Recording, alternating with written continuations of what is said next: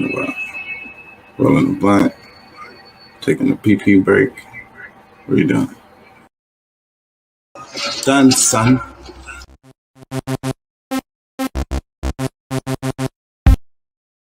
Yeah, King Chalk Entertainment. Here we go.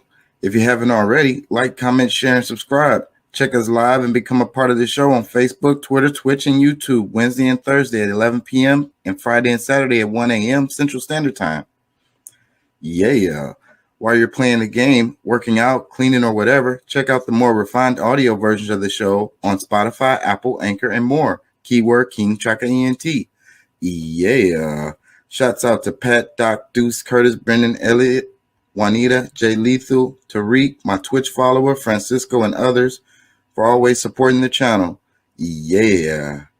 Race, spirituality, politics. Let's talk about it. We generate interest into what has happened and what is happening in our world. Therefore, creating activists.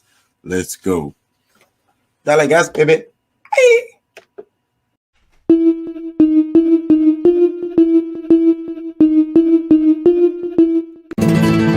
Dime qué tú quieres, papi.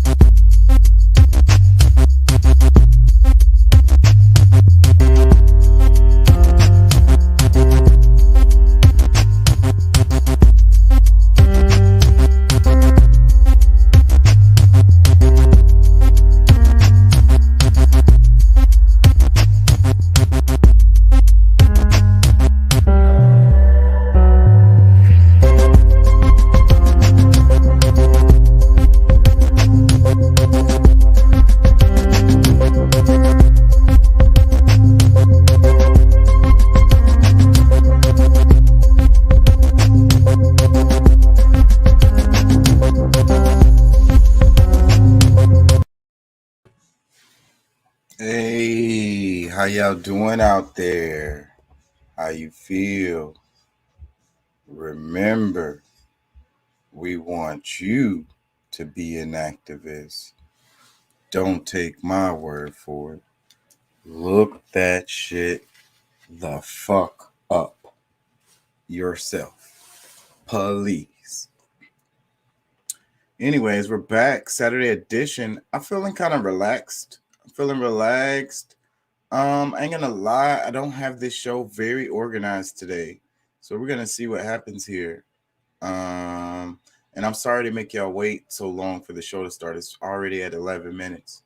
But I made those two new tracks. I released those two new tracks, and I kind of wanted to share them with you guys. Hope you like them. I'll be using them in the show. And I also made an ad, and I put that at the beginning. I hope y'all like that. If Pat joins, I'll play it again for him. Yeah, so I've been doing work, man, and I'll be making like little clips. I'm gonna figure out the direction of this show. I keep on improving it, you know. So yeah, that's what it is. So the tracks, the instrumental tracks, they're old to me but new to you. You know what I mean? They are published now, and they weren't published before. They were just files sitting on my flash drive. So they're published now. I'll be using them in the show. I hope you guys like them. It is what it is. Yeah, so today, deep time, Colorado wildfires, and what's the other thing? Oh man, I'm so sorry, y'all. I can't even think of what the other thing is. Colorado wildfires. Oh yeah, New Year's Eve. We're gonna talk about New Year's Eve celebrations. So yeah, New Year's Eve celebrations, random stuff like that. Because I saw some clips that might be interesting, and we're gonna talk about deep time because I always say this all the time. Like we really don't understand. We don't understand time at all, but we really don't understand deep time. Like that is for humans, for any of us now. Now I'm not saying I'm better than anyone else. I'm just aware of the fact that we don't get it. Like I'm acutely aware of it, and I focus on it. You know, I try to be more aware of it. So the awareness of the not understanding of it is a thing. Like I ain't gonna say necessarily it helps you understand it. It just helps you understand how much you don't understand, how like you don't get it. We do not understand deep time. So we're gonna talk about that a bit. We got color, and because I talk about it all the time. So, and I saw this video, so I figured I should fucking share it. And we'll talk about it a bit. And then we got the Colorado wildfires, which is so random going on that I think that that deserves a little bit of talking about. And just because it's New Year, calendar year, what is it, day 2? Day 2 of this calendar year. Well, that's only because we're over 1 a.m. So it really feels like it's only been a day. And so, yeah, I figure it's proper time to talk about, like, I don't know, end of the year stuff, New Year's Eve, and like, I don't know, you know, all of the way people move forward in their calendar year. So I'm going to start off with scrolling on Instagram, random stuff on there. And then we'll show a couple of videos and we'll talk about it. Hopefully by then we'll have some people in here. Yesterday we didn't get nobody's, probably because it was New Year's Eve, of course, and people were partying and probably too inebriated to get on the show. My lame, boring, nerdy ass ain't do nothing but have one drink and then come home. I did the same thing tonight. So, yeah, so I'll text a few more people. Hopefully I can get somebody on here. If not, the show must go on. Anywho, Instagram. Let's do a little scrolling. This page is called African Heritage City. That's a nice image, I ain't gonna lie. It's a very nice image, I would say. It makes me wanna, you know what? Let's click on their page. I don't know this page. I may have just started following them or something. I do so much stuff randomly. I don't keep up. Oh yeah, this is a. So I always check their page though before I follow them. So I must have saw stuff that I liked. And yeah, so it's an art page apparently. And it looks like it has nice art. Yeah, very nice stuff. Who is this guy? Where are they from or whatever? It says amusement and theme park, African heritage city. The African Kingdoms and Empires theme park and holiday resort is designed to showcase African rich history enhanced with modern technology. So it's a place. They're advertising a place. And what all of this art is there. I can't imagine that because it's showing people too. So, but whatever. They got 51K followers. So it must be pretty legit. I hate that it's your number of followers that gives you your legitimacy. Like, I fucking have like only 110. Shit. Oh. I had a guy break up with me. So I guess that makes me illegitimate. I done had girlfriends and I had a boyfriend at the same time. And he don't mind. Yes, he does. But what you gonna do? Break up with me? Go ahead. Shit. Oh. I had a guy break up with me. So you don't have to agree. I had a guy break up with me because he found out that I was like touching on my friend. That's the same situation I had. You feel me? They gotta go. He broke up with me. I mean, but that's cheating. It's not. It is. You're having. It's not cheating. He could have asked to join. It's something. I'm not joining though. So if he so it can't be. He can't join in. My girl is my girl and my guy is my guy, and I don't want to share y'all. I don't want to even feel like I gotta even think about y'all behind my back. Like, I just have super trust issues, and yeah, that's happened too. But then y'all can't be trusted. But majority of the girls that I date, they don't even like guys, so we usually don't have to deal with that problem. Like, they'll do it for me, but they wouldn't do it for. Well, that's like okay. that. I could. Yeah. But eventually, you got to make a choice, right? Because if they don't like guys, and then you're with her and you're with him, and I done had girlfriends and I had a boyfriend at the same time, and he don't mind. Yes, he does. But what you gonna do? Break up with me? Go ahead. Shit. Oh. I had a guy break up with me. So you don't have to agree. I had a guy break up with me because he found out that I was like touching on my friend.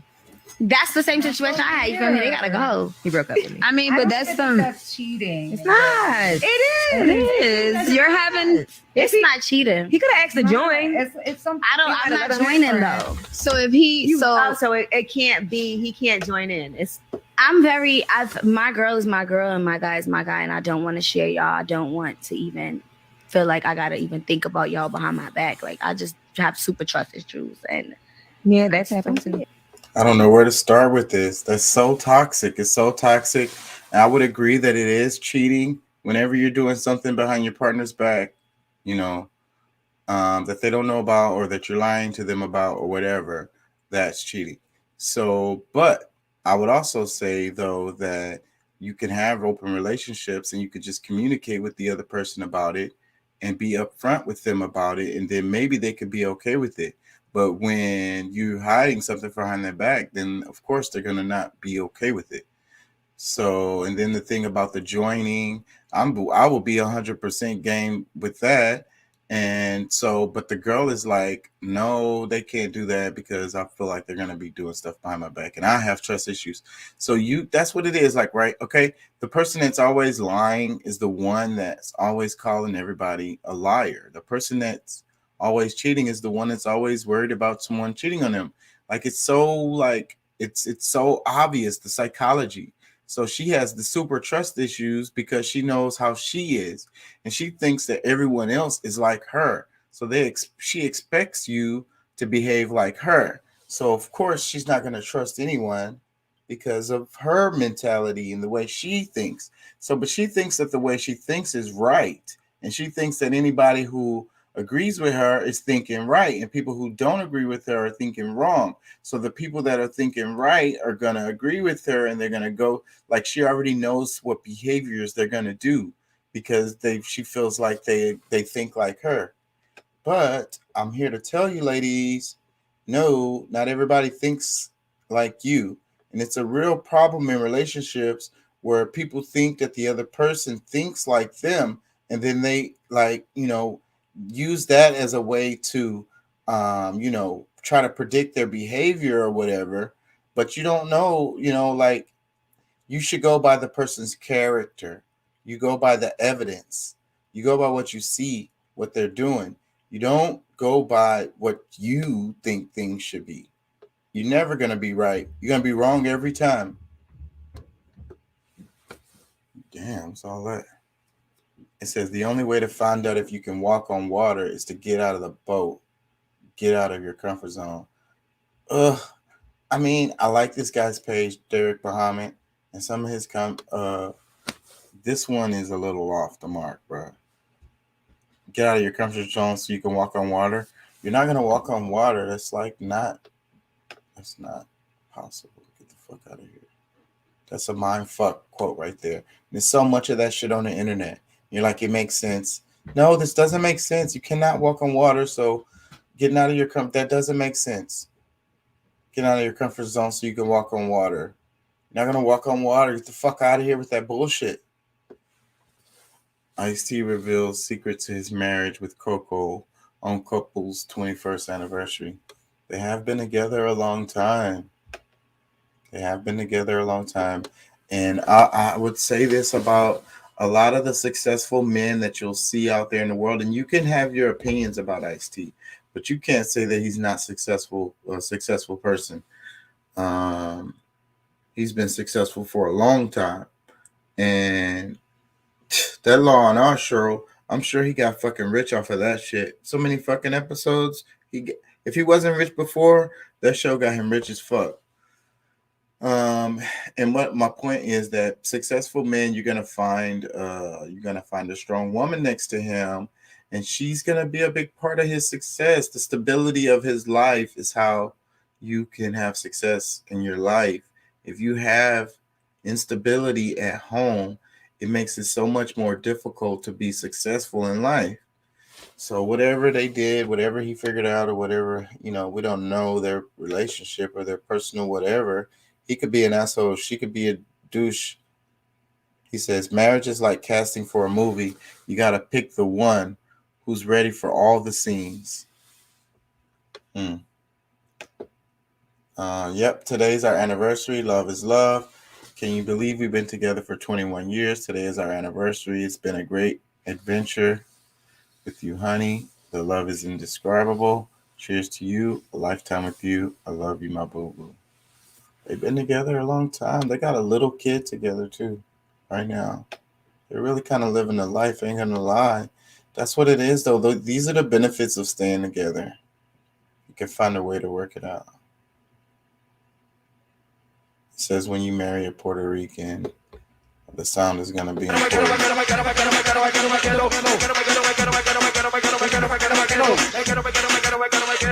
When you marry a Puerto Rican,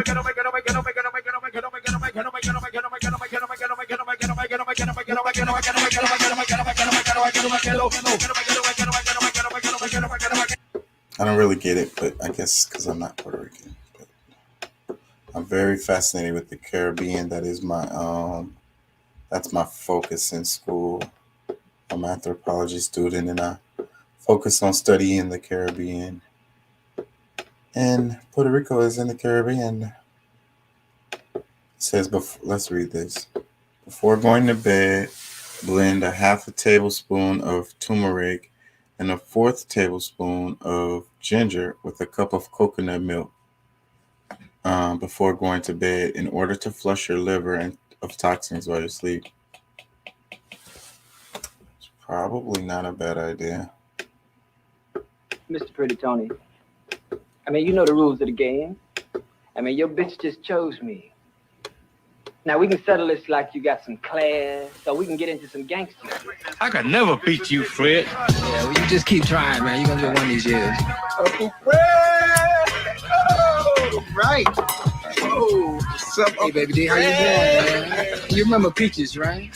Hey, Fred. Yeah. Peaches, baby. Je peux mettre l'infidélité au drapeau de l'éducation. Qui représente, baby doll? Qui represent? Represent. Yeah, she thinks that I told her to freshen up my drink. I was really giving her the flag salute. Now that's cold. That's cold. Hey, buddy boy, you gotta be careful over there sucking on that bone, man. 100 years from now, they'll be coming along checking your DNA with that bone, swearing you and that chicken were into some kind of freaky sex thing. You got that off. Mr. Pretty Tony, I mean, you know the rules of the game. I mean, your bitch just chose me. Now we can settle this like you got some class. That's iconic. So he passed away. So it's like Betty White and this guy Max Julian has been trending because they passed away.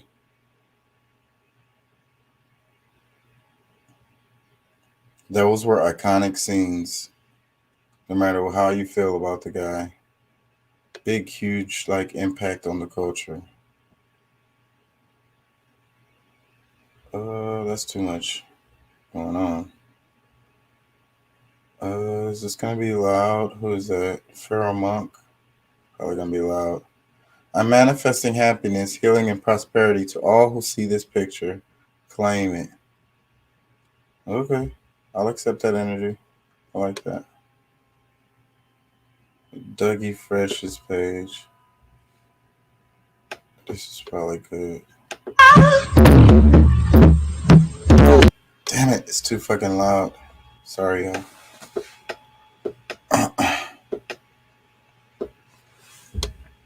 I saw this earlier and it had me fucking rolling. I don't know what is funny to y'all. It's probably not funny.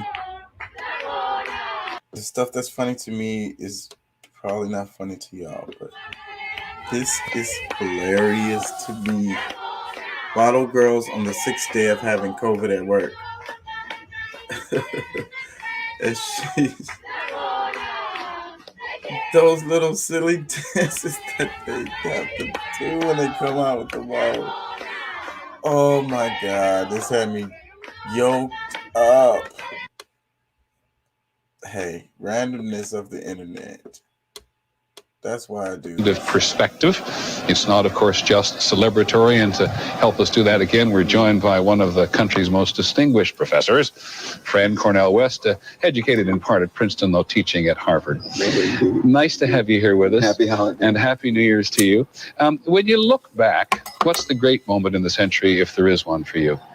I think the great moment is actually a process. It was a process of decolonization when the vast majority of inhabitants on the globe began not simply to fight against colonialism, but most importantly to affirm their sense of self-worth After World and War II, self-respect. basically. Absolutely right. Because even in this moment of joy and hope, I think it's impossible to talk about joy without talking about misery, because joy is transfigured misery. Similarly, so hope transfigured despair. And you think of the AIDS epidemic right now in Africa that's ravaging that rich continent. You think of oppressed people still struggling, Kurds in Turkey, indigenous peoples in America, and so forth. That even as we celebrate, and we have a right to celebrate, but we have the underside, and that's very important. I think back 1900, Thomas Harding talked about that aged thrust, frail, gawping, small, and blast beruffled bloom, chosen thus to fling his soul upon the growing gloom. We have to have a quest for the best through a wrestling with the worst.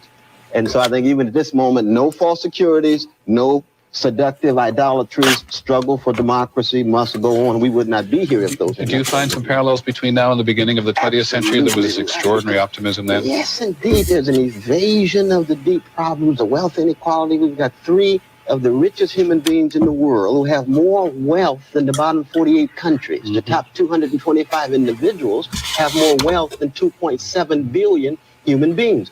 Brother Martin Luther King Jr. said, we're part of one garment of destiny. We are.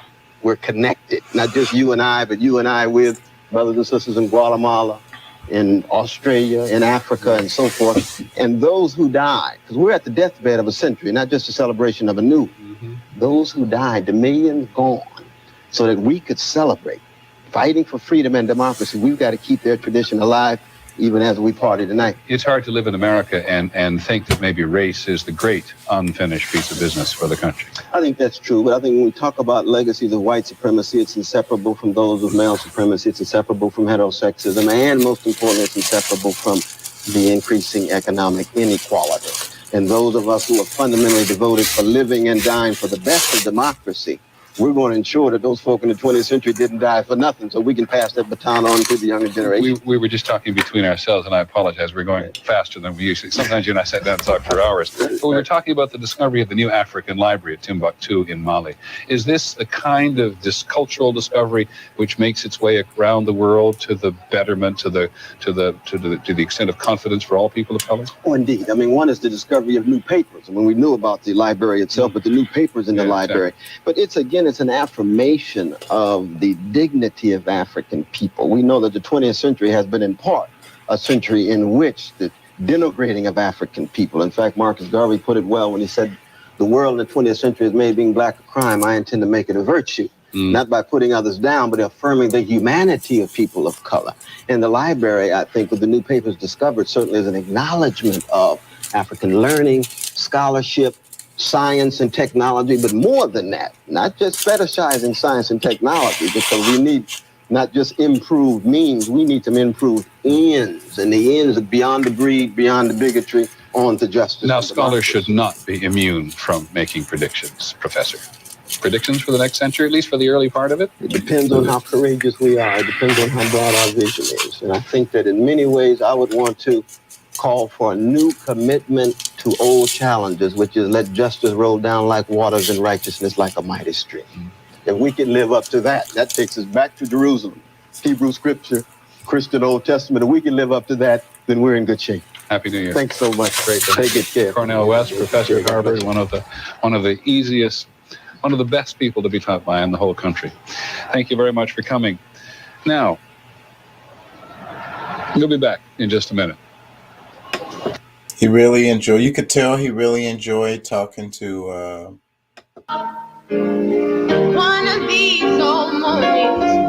you could tell he really enjoyed talking to Dr. Cornel West. Man, I could only imagine what it would be like to have a conversation with that guy.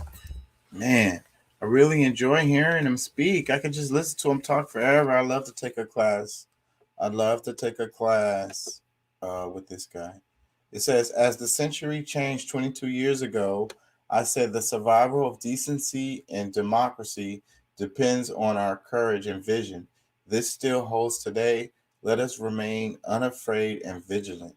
Happy New Year's 2022. So this is Dr. Cornel West's actual page. So he posted this. This is 22 years ago. I guess 2000, year 2000, right? When the millennium was changing, whatever. It says, I need to stop acting like I'm afraid of my own power and start to move as my highest self, completely and unapologetically. I like that. Matter of fact, it gets a click.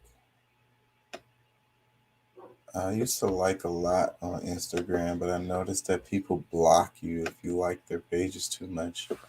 It's really crazy. Let's see another scene from the map. Hey man, don't you realize in order for us to make this thing work, man, we've got to get rid of the pimps and the pushers and the prostitutes and then start all over again clean. Hey, look, nobody's pushing me anyway, okay? I mean, not you, not the cops, nobody, man. I mean, you want to get rid of the pushers, I'll help you. But don't send your people after me. Oh, come on, John. Can't you see that we can't get rid of one without getting rid of the other? You really don't understand, do you? Hey, man, don't you realize in order for us to make this thing work, man, we've got to get rid of the pimps and the pushers and the prostitutes and then start all over again clean. Hey, look, nobody's pushing me anyway, okay? I mean, not you, not the cops, nobody, man. I mean, you want to get rid of the pushers, I'll help you. But don't send your people after me. Oh, come on, John. Can't you see that we can't get rid of one without getting rid of the other? Another iconic scene had a major impact on the culture. It says, advice of the day: self-culture is strength, calmness is misery.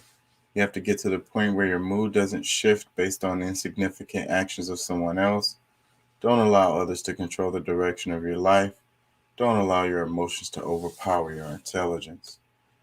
I would say I like that a lot. I would say that some of the greatest mistakes I've made in my life was related to like emotional decisions. It says Goldie from the Max Julian reportedly dead at 88. Was it Sierra? I'm a fan of this fucking bitch. OMG. Music is terrible. Videos are the visuals are good. Nene Leaks. It's random that I follow her, but it is what it is. I guess a little bit of debauchery on kind of, embrace the dark side, right? It says your circles reflect its center. That's interesting. So what if you don't have a circle? Your fire speaks for itself. I've been following that page a long time. It says, this is the most Sunday Saturday ever. I don't know what that's going to be, but the Blackish episode has Michelle Obama. That's kind of interesting. I just love you. Mama, no, Michelle Obama. The Blackish season premiere, Tuesday on ABC. We met somebody special. It was myself, Obama. The First Lady is in the house. Good evening, Your Grace. Good evening. I just love you. Mama, no, Michelle Obama. The Blackish season. The Black community really worships her. If she ran for president, she would win.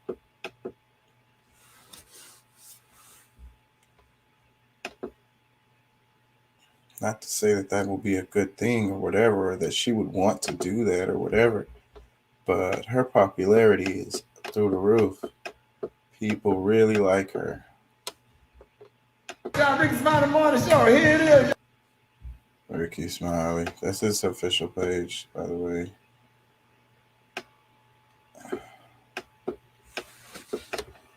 I think I'm gonna move on to the YouTube videos. I'm kind of waiting for somebody to join.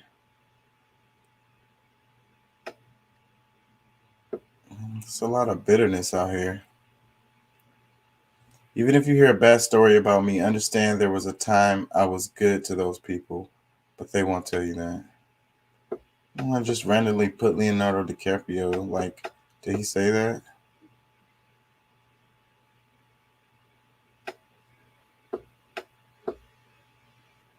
If I play a clip of Rick or Morty, I'll probably be in trouble. He says, if we can help 1,000 real estate investors make an easy $20,000 in 2022 through flipping, rental income, double closings, or equity, that's $20 million of collective wealth created. Right? Am I saying that right? We got the knowledge, experience, systems, and funding. Okay. I mean, I don't know what I want to do. I might fuck with that real estate shit. R.I.P. Betty. She was so fucking cool. Look at that. That's a picture with her with Eazy-E. And that's Dr. Dre in the background.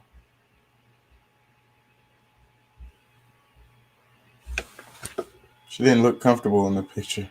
Eazy was a real gangster. Sometimes it takes 10 years to get to that 1 year that changes your life. I always pray in this body of death, Abba, please let me see one more Passover, one more atonement. Let me try to get it right. I just want to be a living sacrifice. I am sacrificing my life to God. I've done it already. Mostly over. Obama and Michelle. That is their page. Let me see. This is no, that's not their page. They don't really have. I want to say they don't. No, no. I think Michelle Obama. I think she does post. This is the black man, whoever that is. I think I do follow Michelle Obama, her real page. I want to say. Where y'all at, bruh? I'm finna send another round of text to these niggas while I play this video. And try to get some more people on here.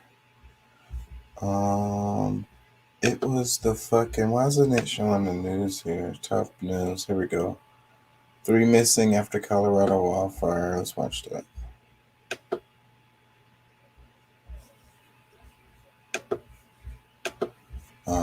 One second while I do this.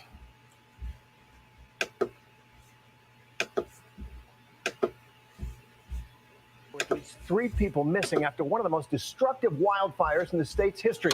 A blanket of snow is now covering the area where nearly 1,000 homes were destroyed.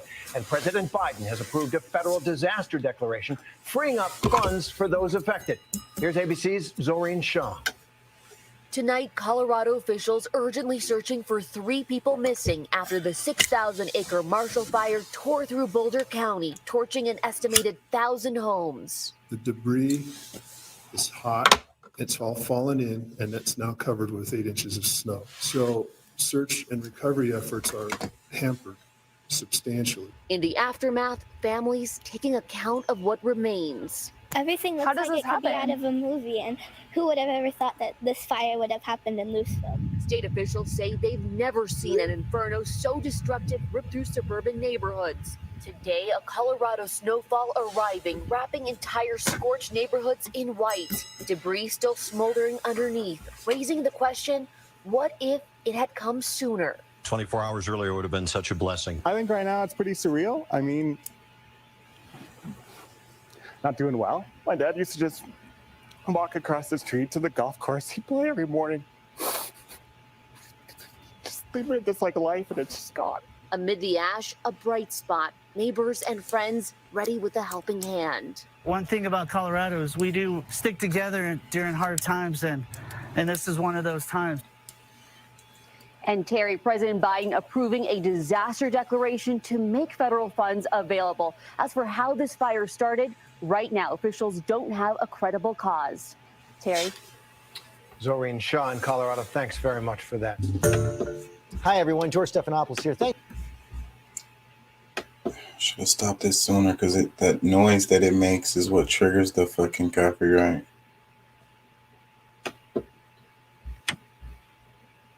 As the city comes apart. During CNN's New Year's Eve celebration, a drunk Andy Cohen ranted about New York's outgoing mayor, Bill de Blasio. Check this out. Tell us something, Andy.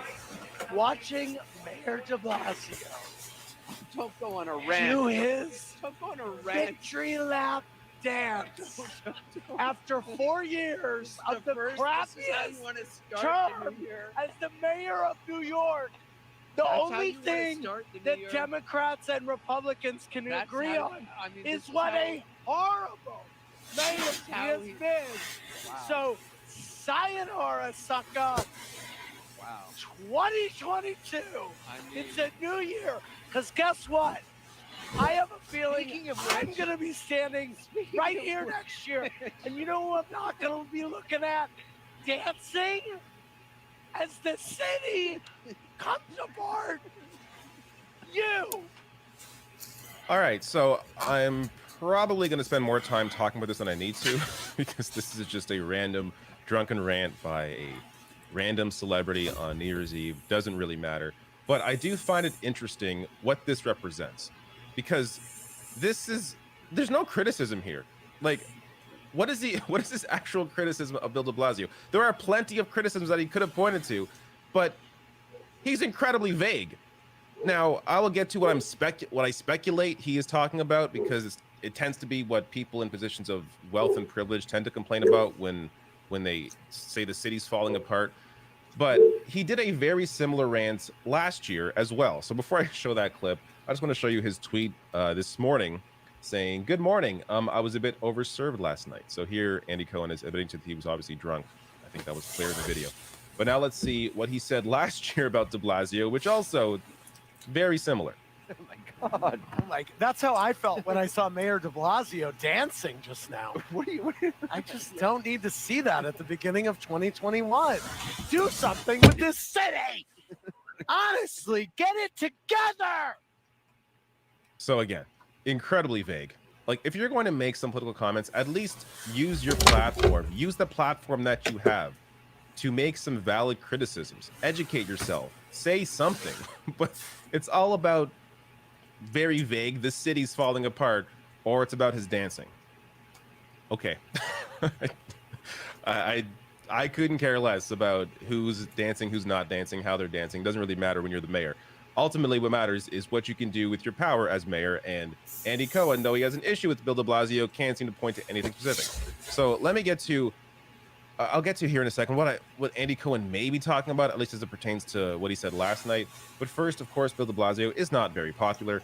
Outgoing mayor, you see here, this is from June. So a recent poll during his last few months in office.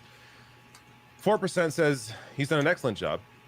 21% say good, but 40% say only fair, 32% say poor, and yeah, so he's not very popular. But there are legitimate criticisms and criticisms that are not legitimate of Bill de Blasio. So let me start with what I think Andy Cohen is talking about, and this from Emma Vigeland, who is a New Yorker. So here's a New Yorker perspective on this. This is the sentiment of pretty much every wealthy New Yorker, and the critique is always this vague. Could Andy name 3 things that de Blasio has done that have negatively affected the city? Surely this is not criticism from the left, which of course I'm sure is very true. I don't think Andy Cohen is reading, The Intercept. I don't think Andy Cohen has any real legitimate criticisms of de Blasio, or else maybe he would say them. But he's had at least 2 opportunities here to say something, and he has said nothing but except about his dancing. Now, this is what often they point to, is homicides, is violent crime, is crime in general. Saying, oh, but look, Bill de Blasio cut the police budget, which he didn't. I will show you in a second. But he cut the police budget, and look, deadliest year in nearly a decade, according to the New York Times. New York City saw a massive increase in homicides. Oh my God. Well, let's check the New York Times article, which tells us that violent year in New York and across the U.S. as the pandemic fuels the crime spike. This is not a New York issue. An increase in crime is happening all across the U.S. largely because of the pandemic, and the economic situation has put a lot of people in. So that is what has led to a massive spike in crime. So it isn't just a New York issue, it's across the country. But ultimately here, they'll say, look, he cut the budget. De Blasio on shifting $1 billion from NYPD. We think it's the right thing to do, said de Blasio in July 2020. Well, that didn't actually happen. So de Blasio reverses course, pledges funding for new NYPD project or precinct, put more money into the police. This money was just moved around. It didn't actually cut the police budget. It was moved around to other areas that still benefited the police. So you had that. You had this. You have this piece in Bloomberg here. NYC's violent crime is up. So is the city's police budget. So you can't point to a cut in the police budget as a reason for a rise in violent crime when the budget has not been cut. It's been increased. But going on here, there are, as I said, legitimate criticisms of Bill de Blasio. And there are in a couple pieces here. I'll link to this below the video. This in New York Times from Michelle Goldberg. The Bill de Blasio disappointment. He began with such progressive promise. Now it's in tatters. This one from Alice Sperry in The Intercept. Bill de Blasio promised to change the NYPD. His courage failed him and us. New York City Mayor Bill de Blasio ran as a progressive, but he was never really committed to racial justice or police reform. So the criticisms in both of these pieces is about his very weak approach to the NYPD. His promises about police reform and not delivering. So the right will criticize him, and I guess even liberals will criticize him for being too tough on the police. But the reality is, it's been all talk. There hasn't actually been a real difference when it comes to his approach to the NYPD compared to what he's actually said or campaigned on. So this is why I say the left has real criticism. We look at the actual details. We look at the policy, what he's actually done, while others look at what he has said and then point to that, even though what he says does not actually impact what he has done as the mayor.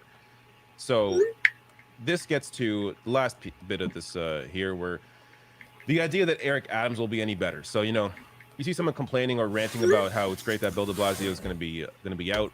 The assumption is that you're assuming that Eric Adams is going to be better.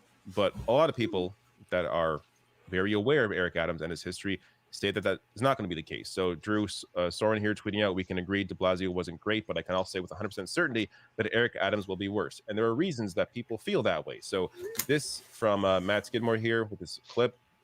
New York City mayoral frontrunner Eric Adams says, quote, with new technology, you don't need school children to be in a school building with a number of teachers. It's just the opposite. You could have one teacher teach 300 to 400 students. How's that going to work out? All evidence shows us when you have a ton of students and very little teachers, those students learn less. They have less opportunity to actually interact with the teacher, less ability to actually ask questions and learn. So, of course, this is a horrible idea. And he was slammed for this by, you know, all over the place. So one example here, AOC tweeting out at the time, defunding schools to the point that we have a 400 to 1 student to teacher ratio so we can bankroll another huge expansion in an already multi-billion-dollar police budget is how you build a school to prison pipeline. It's reckless and won't make our future better. So Eric Adams has promised to increase funding to the police. Meanwhile, he's talking about cutting schools where you could have one teacher for 400 students. The idea that Eric Adams is going to make New York City better, I think, I don't know. Let's have an open mind. But if this is his approach going in, I don't really see how it's going to be any better than de Blasio. But you also have this. Eric Adams, he's the political candidate of the old political machine. So this is the other criticism of Eric Adams, that he is just one of another member of the status quo. So while de Blasio was taken in by the status quo, did not stand up to them, you have Eric Adams here being of the status quo, of the establishment. Again, what's going to change? Nothing. What's up, Pat? What's the deal, man? How you feel, man? Feel all right. I'm little achy. I've been sleeping all day, you know what I'm saying? Shit, I slept so much yesterday. But I'm not too bad. Well, how about yourself? How you feeling? I'm all right.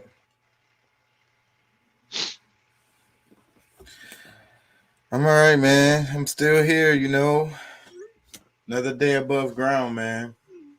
Yeah, tell me about it. Yeah, so random news. Did you catch any of the show yesterday? Last night? The show from last night? Yeah. Yeah, I watched some of it this morning. Okay. Yeah, so you got any comments? I probably watched all. I barely remember. Yeah, I barely even remember what the fuck. And I was watching that damn video too because I want to edit it. It was some good stuff in there. Well, a little bit of good stuff. I kind of wanted to add and shit. What the fuck was I talking about in that video? I done forgot.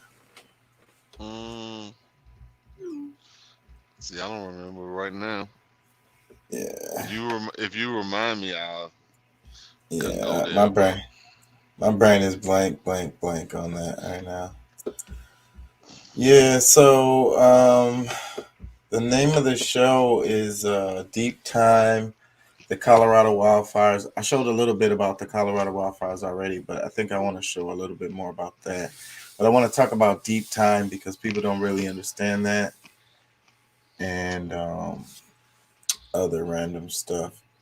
I want to play the fucking little thing I put together. Check out this channel ad I made. Done, son.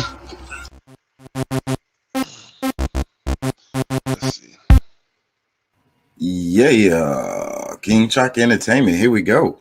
If you haven't already, like, comment, share, and subscribe. Check us live and become a part of the show on Facebook, Twitter, Twitch, and YouTube, Wednesday and Thursday at 11 p.m. and Friday and Saturday at 1 a.m. Central Standard Time.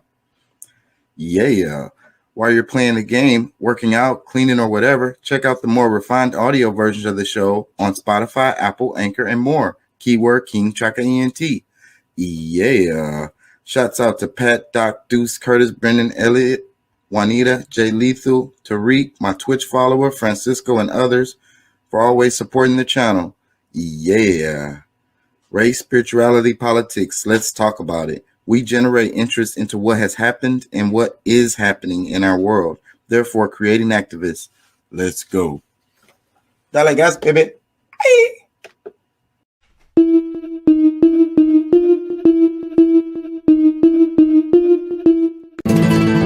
Dime qué tú quieres, papi. What'd you think of it? Could you see it? No. Yeah, that was pretty cool. Yeah. Is this that's for you to play on like Apple and Yeah, I'll use it for clips everywhere. Yeah. Okay. It'll be like a transition, like a little ad. I think I'm gonna play it at the beginning of everything now. Because it's short. I tried to keep it as short as I could. Yeah. Because, I used to start all the videos with a 30-second countdown. And I realized I'm kind of like wasting my time as far as like, I don't know. I can use that space for ads for my own stuff. Because, the first 30 seconds is what you get anyways. A lot of times that's all you get.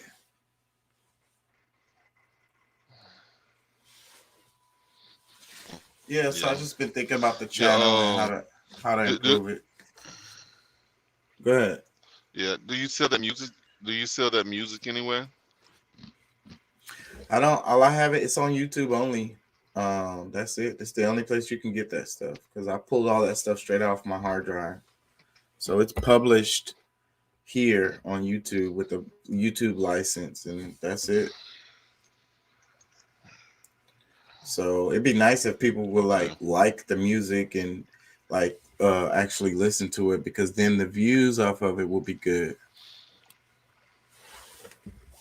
Yeah. Well, I like a lot of the music. Yeah. I appreciate that. Yeah. I've been thinking about making some new stuff just for the channel too. The stuff I've been posting is all just old stuff that's been on my flash drive for years. So, but I've been thinking about making some new stuff for the channel because we can make the channel I don't know. Like I said, I would love to have rappers or local artists who would like to come on and showcase their stuff.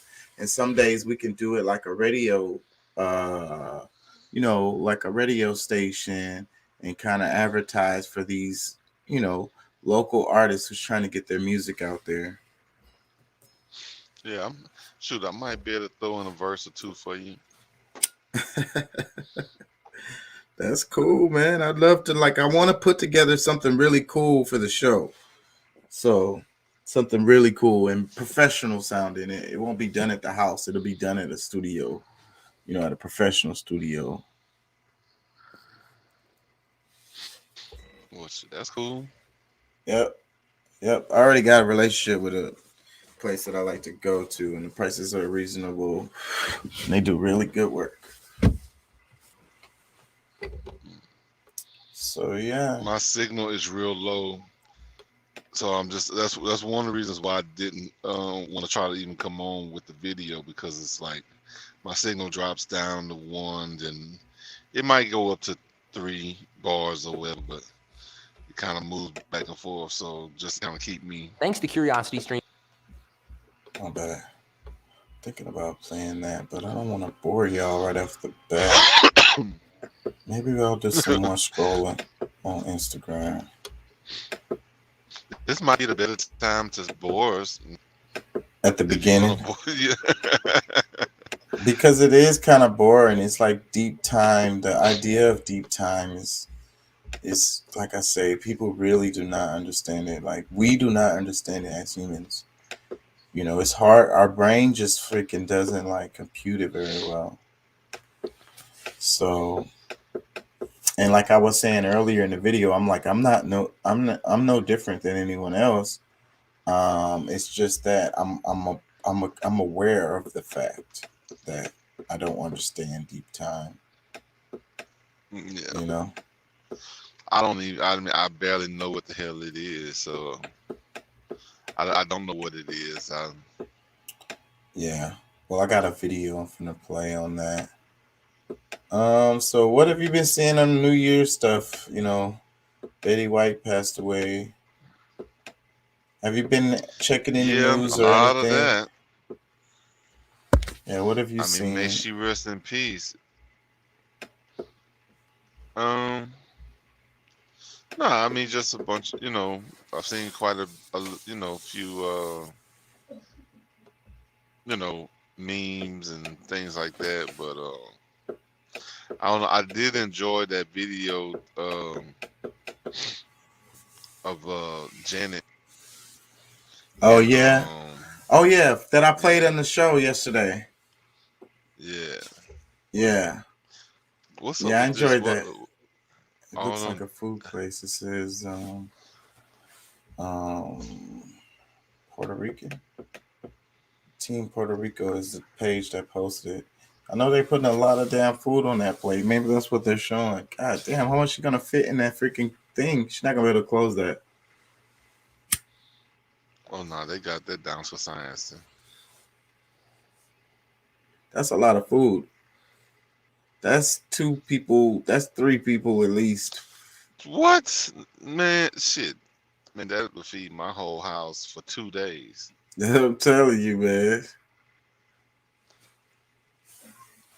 And then probably have some to throw away after the second day.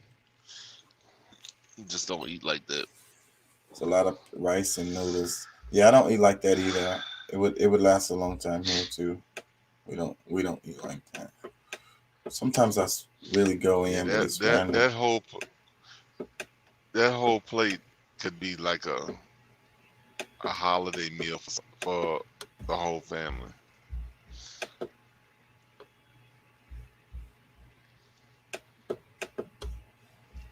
DJ Khaled. Oh, there's no sounds of this. Yeah. Who's this? My cousin? Look like a cousin. I don't know who that is. Yeah, man. New Year's Day. So a day has passed now. We're into the calendar year 2022 now. Tell me on the best side. Yeah. What you think about that? What does that mean to you? Yeah, you want me to go back to Shaq? That's his real page. This is his real page. I don't. Oh, so I don't know what you was asking me. What I thought you were saying about what did I think about that, and I was looking at Shaq. So I don't No, know. I'm saying like the new year. You know, new calendar year. What does it mean to you? Well, You have to do your taxes and shit. Start thinking about that. Organizing your paperwork. Yeah, I mean, I guess I will still have to report them, but I don't know. Don't really have much to say about this time of year. Yeah, it doesn't mean nothing to me, and that's what I'll be saying. I don't fuck with none of these holidays. And then how the hell does New Year start in the middle of the fucking winter? Like it's so ridiculous that I don't subscribe. Yeah, I can't subscribe to it. It's too ridiculous. And you're supposed to do this and you're supposed to do that. Just like all of the holidays. Like, and it's pressure, right? It's pressure because you're supposed to do this. You're supposed to kiss at midnight or whatever. Yeah, it's still. Oh, I don't know about all that, but no, it's supposed to like actually in conjunction with when the Moors were kicked out of Spain, or what? El Andalus. January 1st was 1491. So that's what it's all. This New Year is all about. Is them have before that the New Year didn't begin like this. Yeah. Because I mean, you got to think everything is built around the because like. Did they change the calendar at that time? Because I know the Moors had a different calendar. Did they change the calendar at that time? I know the Moors followed a different calendar. Oh, you break. You can't hear me? Breaking up. I was saying, did they change the calendar at that time? Because I know the Moors followed a different calendar. Well, they didn't really have to change the calendar. It's just that they changed the events that went around through the calendar because the Moors had already decided that the 365-day plus a leap year had existed for a while. I can't be a 1,000 on when that actually changed, but what did change was the when they started celebrating the New Year. The Europeans is because it was what I'm saying, but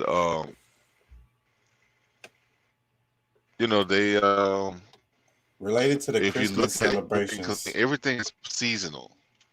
Yeah.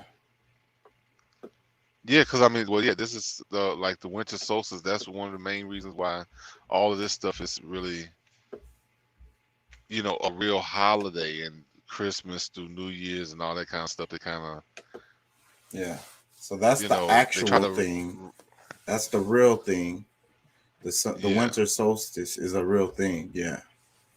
Yeah. I saw a video. I think I played it in my video where it was somewhere in Africa, or I don't know where they were, but they were looking at this ritual where the light shines through these. They built this building in a way where the light shines right. The sun lines up right in between the buildings and shine the light for the winter solstice every year.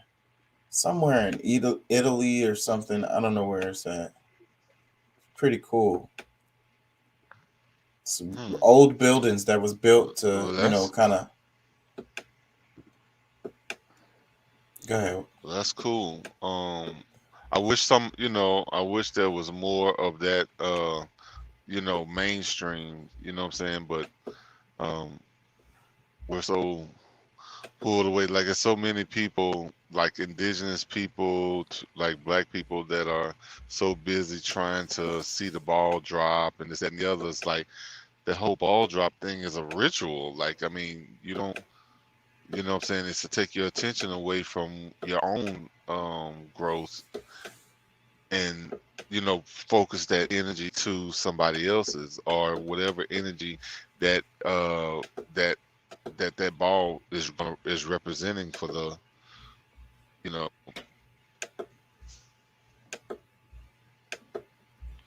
the others. I don't know, whoever can benefit from it. Yeah. And then the energy that they are harnessing, emitting or trying to harnessing, that they're trying to rob you from. So I wish more people knew about that, because they wouldn't spend their time trying to do that, because it's probably robbing you of some of the things that you would do for yourself if you and I think looking at the damn winter solstice, looking at the sunrise through a building that was built to acknowledge this event is way cooler than watching the ball drop or watching some fireworks. What was that? That was, you said something about there was that Dubai with all those lights, and it looked like it was shooting up into a building. Yeah. I played a clip from Dubai. Yesterday. Mm-hmm. Yeah. I ain't gonna lie, this shit look cool as hell. That's what I said in the video. I ain't gonna lie. I mean, hey, I'm a human. It looked cool as hell. Yeah, but at the same time, I mean, you know, you looking at well, I know personally, like I'm looking at it from a different eye. I know a lot to, like, you know, be Yeah. like, oh wow, you know, Yeah. like, you know what I'm Yeah. saying, like, It's just a thing. It's just a thing. They spent a bunch of damn money on some lights and shit. So pretty yeah, cool, but nothing to be like. Okay, this is the video on the time. It's only 9 minutes. I think the end, I could just probably play the end and it'll get y'all to understand it, I think. But I don't know. We're gonna flip through it. That was easy. Now, pick Studios. Hey, smart people, Joe here. Picture 5 balloons. That was easy. Now, picture 1,000. Well, that wasn't that hard, was it? Not so fast, smarty pants. That's only 399 balloons. That's 1,000. My point is, we stink at imagining big numbers. The human brain is good at so much, yet so bad at big numbers. Let's see if we can fix that. This big number fail isn't totally our fault, but during our evolution, we only had to pay attention to small numbers, like fingers, toes, how many people live in our clan. And beyond that, it was just, there's many mammoths over there, a massive magnitude, a multitude, if you will. And that did just fine until we invented science and history and started using really big numbers. When it comes to putting big numbers in perspective, nowhere do we fail harder than in deep time. Deep time is the geologic time scale. It's the history of the Earth and everything on it. We're talking millions and billions of years, not tens or hundreds. And our brains are really bad at putting these huge magnitudes into perspective. For instance, my science brain knows a billion's 1,000 times bigger than a million. But then I think about the fact that 1,000,000 seconds is 11.5 days, and 1,000,000,000 seconds is 31.7 years. And my brain breaks a little. You know Cleopatra, the Egyptian ruler? Well, she died in 30 BC, long time ago. But she lived closer to the first Taco Bell opening than she did to the Great Pyramid being built. And T-Rex lived closer to us than it did to Stegosaurus. What I mean is, we don't really understand deep time at all. So I'm out here to put things in perspective for you. We're going to take an actual journey through the history of the Earth to see how long ago things really happened and how much time happened in between. The part of the history of the Earth will be played by this pink string. All along this are different events in Earth's history, and the distances in between those events are cut to scale based on how many thousands or millions or even billions of years ago that they happened. So let's start playing with some string. Here we are, about 4.5 billion years ago at the formation of the Earth. Kind of a big deal, kind of a major event in Earth's history. And apparently it happened next to this tree. Oh, the moon just formed. That didn't take long. I don't see it though. Cool. So the string represents the time. Yeah, it's to liquid try water. to get Love you this stuff. to Kind of a big deal for understand. life. Formation of the Earth's atmosphere. Earth is massive enough now that it can start keeping gases close to its surface thanks to gravity. But it was mostly stuff like carbon dioxide, ammonia, methane, none of this sweet, sweet oxygen stuff yet. Still not a lot happening right now.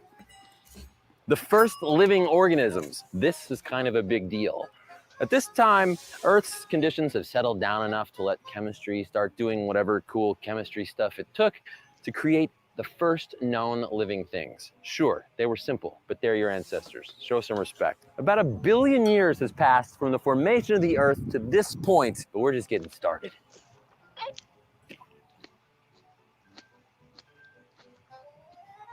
Not a lot going on here. Nothing that important. We've got oxygen. Now, for the first billion years of life on Earth, there was nothing really making oxygen until cyanobacteria showed up and started doing photosynthesis for the very first time. So they were just spitting out oxygen as a waste product into the atmosphere, and since there was nothing there to really use it, it just built up over time and actually led to one of the largest mass extinction events in the history of the planet. Whoa, I see a big event coming. 2.2 billion years ago, the first eukaryotes. What does that mean? Well, that's when cells got organelles.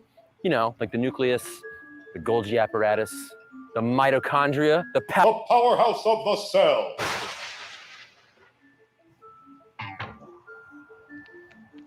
Does anything happen on this planet? Oh, there's something. The supercontinent Rodinia broke up. Thought they'd stay together forever. Now, 710 million years ago, that means 3.8 billion years of Earth's history have passed to get to this point. And when you think about it, almost everything that we think about in Earth's history hasn't even happened yet. But we still have a long ways to go. 600 million years ago, the first multicellular organisms on Earth. That's right. All the life up until this point had just been single-celled, but now we get teamwork, cooperation, awesome multicellularity. Only things like us happen a lot further that way. Something cool happens right here. 540 million years ago or so is a period of time we call the Cambrian explosion. When we look at the fossil record, we just see this explosion in the diversity of life. It's when things got interesting. 470 million years ago, we get the first true land plants.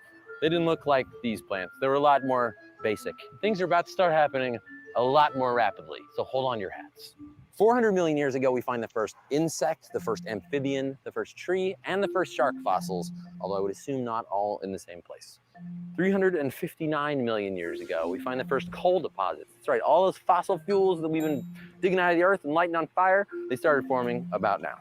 315 million years ago, we get the first reptiles. Not dinosaurs, not that cool yet, although they were pretty cool. They just weren't that cool. 280 million years ago, supercontinent Pangaea comes together. Maybe you've heard of it. 4.2 billion years has passed. We're just now getting to the first flowering plants. 230 million years ago, first dinosaurs. 200 million years ago, the Atlantic Ocean opens up for the first time. 180 million years ago, we get the earliest mammals and birds, which are still dinosaurs. This is all of history that we have left. And the Rocky Mountains are just now forming. Well, 65 million years ago, adios dinosaurs, that's the asteroid. 56 million years ago, we get the earliest primates. 40 million years ago, India hits Asia. This is basically everything we could consider human history. Australopithecus shows up for the very first time, an early walking hominid, just like Lucy. The first stone tools, the first controlled use of fire. Anatomically modern humans don't show up until here. And here we are at the present, and here we are in the present. Everything that we consider our history happens in less than a millimeter from the end here.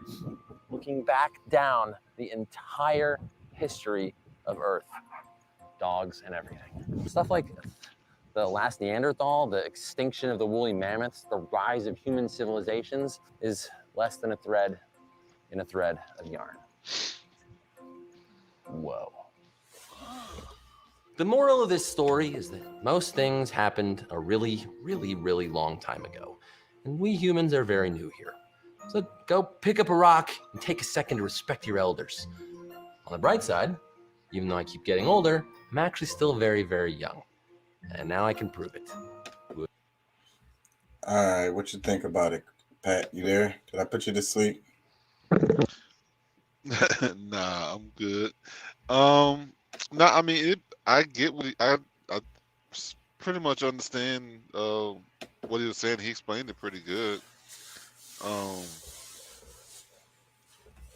But I'm sure, like, just on the surface, when you're thinking about time, you may not, think of it like, it's kind of. I mean, you can't really expect a human being just to kind of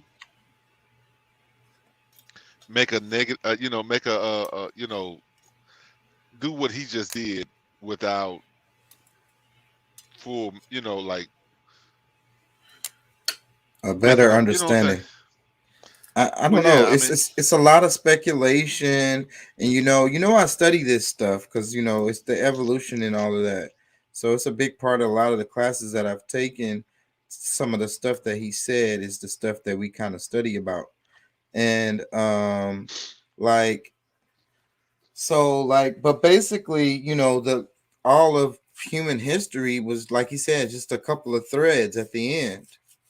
So that kind of helps you try to begin to understand, how, and that's what he meant by deep time, because he was talking about time from like the creation of the earth, oh yeah, and trying to get us to understand, how much time has passed, you know, before now, yeah. uh in the history of the earth. And they can prove, like, they have evidence of a lot of this stuff. Like, they do speculate, like, their understanding of the events be off. When I be reading their stuff, a lot of times I be thinking, because I think they be overthinking shit a lot of times. And but it's good though, because they always go back and they relook at shit, and someone always goes back and be like, okay, our perspective was off on this shit. We didn't really get it. So that's really cool. So, but like I say, they have evidence of this stuff, like the stuff that he mentioned.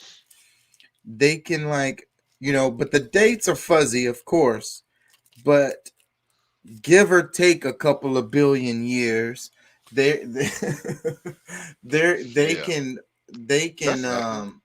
yeah, they can have a pretty good idea of what was happening, because the records, it's all there in the rocks, you know what I'm saying. The history is just there, as far as, like, it's hard to, like, judge, like, human history, like things that we've done, but anyways, that's all close to present time anyways. But the stuff that the plants was doing, the deposits that they left, the atmosphere, they can judge what actually was in the atmosphere through, like, ice bubbles that they dig, and they can really, like, tell you what air was in the air on the planet at a certain time. So yeah, they really have a lot of information, a lot of data. That's kind of weird, but that, yeah. I mean, I'm sure there's a way. There's a some kind of equation to figure that out. But I was actually thinking about, like, how they have different, what's those, like Stonehenge, the Olmec heads, Mm-hmm. the she heads, whatever you want to call them. Can you really calculate the you know the the age from those stones, based That from when they were Well, they made, have or different. from when they were just That's the from when they stopped problem, being. right? You can age the stones, but you can't really age when the people did it. So, but Exactly. they have geological evidence to tell you.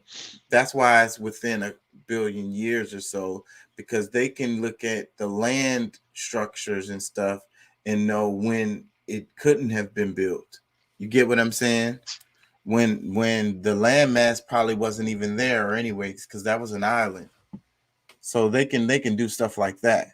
So then that way Yeah, they can be like, okay, well, within this time frame, that's when these things were done. yeah. And that's pretty useful. That's really useful, because No, you can do a timeline with that. You know that exactly. certain things happen after, or certain things happened before. Yeah, and that, I mean, that makes total sense. I just, like I said, I'm just trying to question that, because it's been different times that I'm like, how can, like, there's different ideas of when those uh those Olmec heads were cut or placed, or like, that's even a question, if they were put there, or if you know they've, because I think they said that they moved, some of them were moved or whatever. But either way, A lot of behind that. those things are big. The whole thing is underground, and it's just the head sticking out. It's a lot with this because the ground has been rising like it's an island. It's all complicated. Like to really understand all that shit, you have to really. That shit was in Ancient Aliens too, right? That's one of the things I was talking about in the show yesterday. You saw some of that stuff, right? The Ancient Oh Aliens, yes, and which is oh yeah, and aliens don't like white people. Like the idea of exactly that. yes, that was hilarious.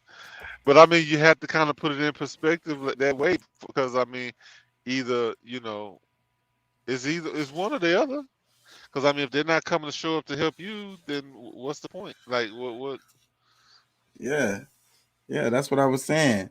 Like, so that was a really good point that that guy was making in the video. And then being that he was a white dude, I love the little accent he did when he was like mocking white people. It was so perfect.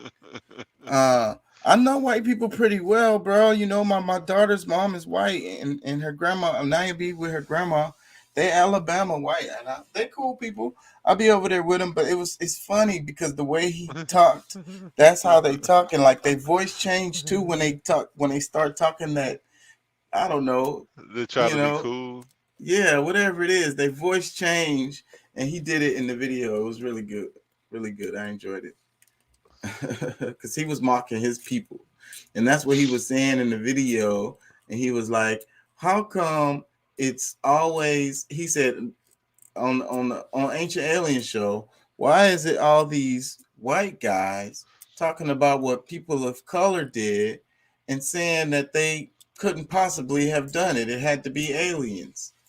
And basically pointing out the racist, Yeah, premise that's hidden in that shit that's just not being said outwardly. yeah. They I the loved it. niggas I loved they it. couldn't they couldn't Yeah, possibly have done it. yeah. Come on, not the niggas. You really like seriously like you really. I mean, I know they were the only ones around, but I mean, because they're so ignorant. They're some outer It had to be aliens or something yeah else. something had to come and help them. Maybe it you was know? Sasquatch. I don't know. Maybe Sasquatch came and helped them. Yeah, exactly. Uh, Just any fucking. And the other thing he said, how like Europeans tend to try to fit everyone else's history into their folklore and be like, oh, well, they didn't understand. They didn't really understand it. It was this or whatever, some shit out of their culture, their folklore. yeah. Well, I mean, I guess that's what happens when you have the power. You can kind of change the narrative however you like, and Yeah. you know, dare motherfuckers to question you about it.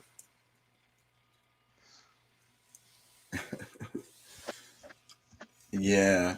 So, anyways, I'm super into the history of like the planet to the geological. I took a geological class. No, what was it? What was it? I took a freaking oceanography class, and they teach you about like, man, that class was so intense. But I'm really interested in the stuff like how the moon was formed and how the oceans was formed and how the oxygen got all in the atmosphere and all of that stuff. It's really interesting stuff when you start digging into it because they have a lot of information that they can share. Like they don't a lot of stuff like the water, the oceans. There's a lot of question marks. They could just tell you that it happened. You know what I'm saying? They can't really tell you How or what? how. Yeah, they really can't tell you how. A lot of times, they can give you some theories about what they think happened. Like the oceans. The Excuse me. oceans is one of the things that's really hard to explain. Why? How did we end up with so much water? Shit, And how they we have still getting theories. They have how we theories, but still getting water. and their theories suck. And you know what they're realizing? There's even more water like in the earth. Oh yeah, We that's where we we get got most of like our a drinking water. we got like a ocean like a sub ocean inside layers. like the earth, because Yeah. the water goes down through whatever cracks. I mean, that's common sense. That's what people have to use logic. What you see water does, it always goes down, always finds a way down. And the earth is not like a, a metal ball. It's a rock with metal It in kind it, of is. It kind of is, but but it has metal in it, and they think it's a metal ball in the center of the earth, but generally you can look around the earth and see that it's like a rock. So there's cracks and there's all kinds of ways water can keep going down, and that's what it does. It keeps going down, way down there. yeah. The water could have a lot to do with how the volcanic activity. So like, you have like molten rocks as you go down the layers of the earth. So once you get down that far, then you can't really have water in a liquid state. But it could be there in a gaseous state. Anyways, I mean, that all that stuff is super interesting to me. Yeah. How do they decide that? Well, what do you mean? Like, they know, like, once you start going too far down the layers into the earth, it starts to become more theory. Like, the center of the earth is more theory than, anything else. Basically, the math. They use the math to project what they think the center of the earth is. But the layers, they have a good amount of like equipment that they can actually like look at these layers, some of the Well, outer layers. Yeah. yeah, they probably can't explain away why Satan's not drowned yet. Where the hell is Satan at? I don't know. I mean, down in the middle of the earth. I mean, based on folklore. Yeah, that don't make no sense. No, it don't make sense. But I'm just saying, like, that's a part of the reason. But Yep. And that does drive their science, and that's part of what he was saying, because thinking of hell being hot, that's gonna lead you to, thinking the center of the earth is hot, which it has to be under pressure. But as far as temperatures, they don't really they don't know this stuff. well, I mean, there is, I think, a great level of warmth. Like, it's maybe even hundreds of degrees, hot at the core, or as you get to the core. But it's really not hot for, Earth, and because I mean, you got to think about the gravity, the energy, the thing that helps keep it spinning, like all these different things. So, Yeah. So they keeping know that balance. the math says that there has to be like a circulating metal ball like in the center of the earth.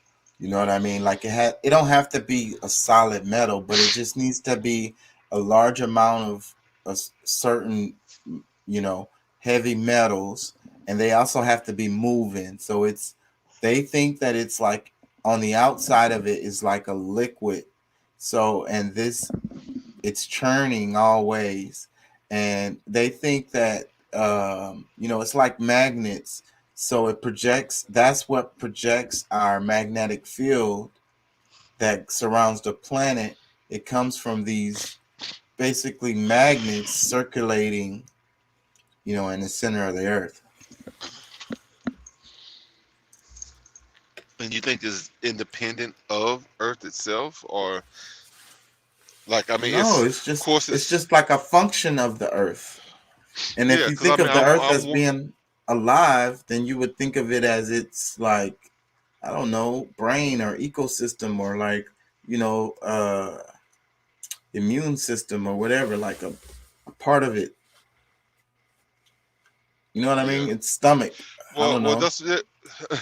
Yeah, it would definitely. I would think it was like, maybe one of the function, like the liver or the the kidney of Yeah, Earth. Yeah, yeah. but I don't know. It's when you really kind of break it down, it gets a little weird, but at the same time, it's still very interesting because it's some points of what you were saying kind of makes me wonder if okay, like do you think that the Earth is actually spinning around on a ball, or are we looking at it as like all these components together makes the ball, and that's what's making the Earth spin, period. So Well, that's why I we was questioning that. well, you got multiple spins happening. You know, um, you got the Earth as it rotates for our 24-hour day, right? Okay. And then you have our wobble, like a spinning top that's spinning on a spinning top, but has a wobble. So I think that's that's a all one spin though. that's one spin, but it's a wobble on that spin is important because that's what gives us our seasons. That's what gives us our basically our calendar. It gives us our, the north hemisphere is closer to the sun, and then it wobbles back, and the southern hemisphere is closer to the sun. So that's really important, and that I would say that's you know, I guess you could say it's the same spin, but so then you have the spin of the Earth going around the sun. That's definitely a different spin. You know what I'm saying? That's the year cycle. Um, the Well, I mean, the but see, for the sun, I mean, yeah, I mean, when you're looking at the in relationship from the sun and the moon, I mean, the sun and Earth, yeah, obviously those two different spins, but just totally just looking at Earth, I mean, is you really feel that there's something else that is allowing or taking control of that spin? the sun is what's making that particular spin, and that's separate. I mean, yeah, that's separate from the spin of the Earth itself because it's making a circle around the sun. So that's a whole nother turn that's happening, like a circle. You know what I mean? It's spinning itself, and then it's also traveling in a circle overall.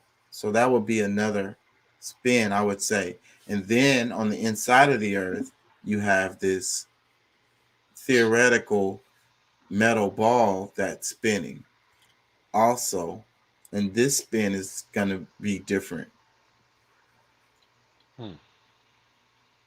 Okay, well, It works.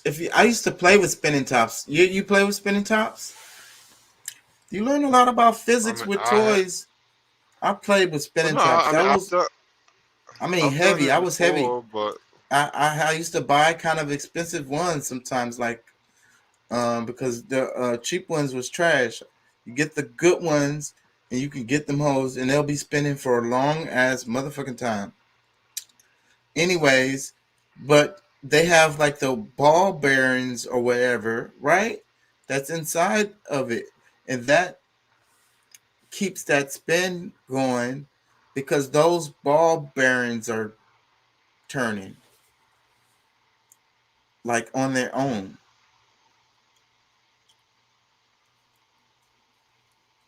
And it keeps that gravity like going. Puts the extra spin on the spin. Does that make sense? to a certain extent, yeah. I mean, maybe I had to see it. A good example of it, but So, but that's how they know a lot of this stuff is just because of the physics, the math, and you use the math, and the math can project certain stuff. Like they don't really know, but the math tells them a lot.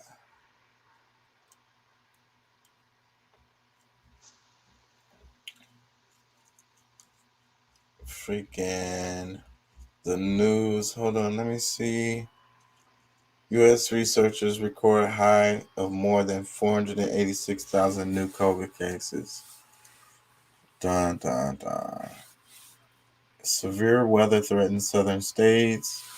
New York governor holds New Year's Eve COVID-19 presser. Blah, blah, blah. I played the 3 missing in Colorado wildfire. Then they got snow right after it. It's so weird. I wanted to...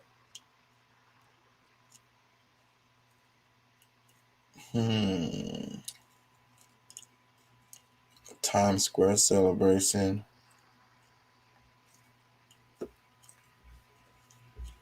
I wanted to know more about the freaking Colorado wildfire stuff.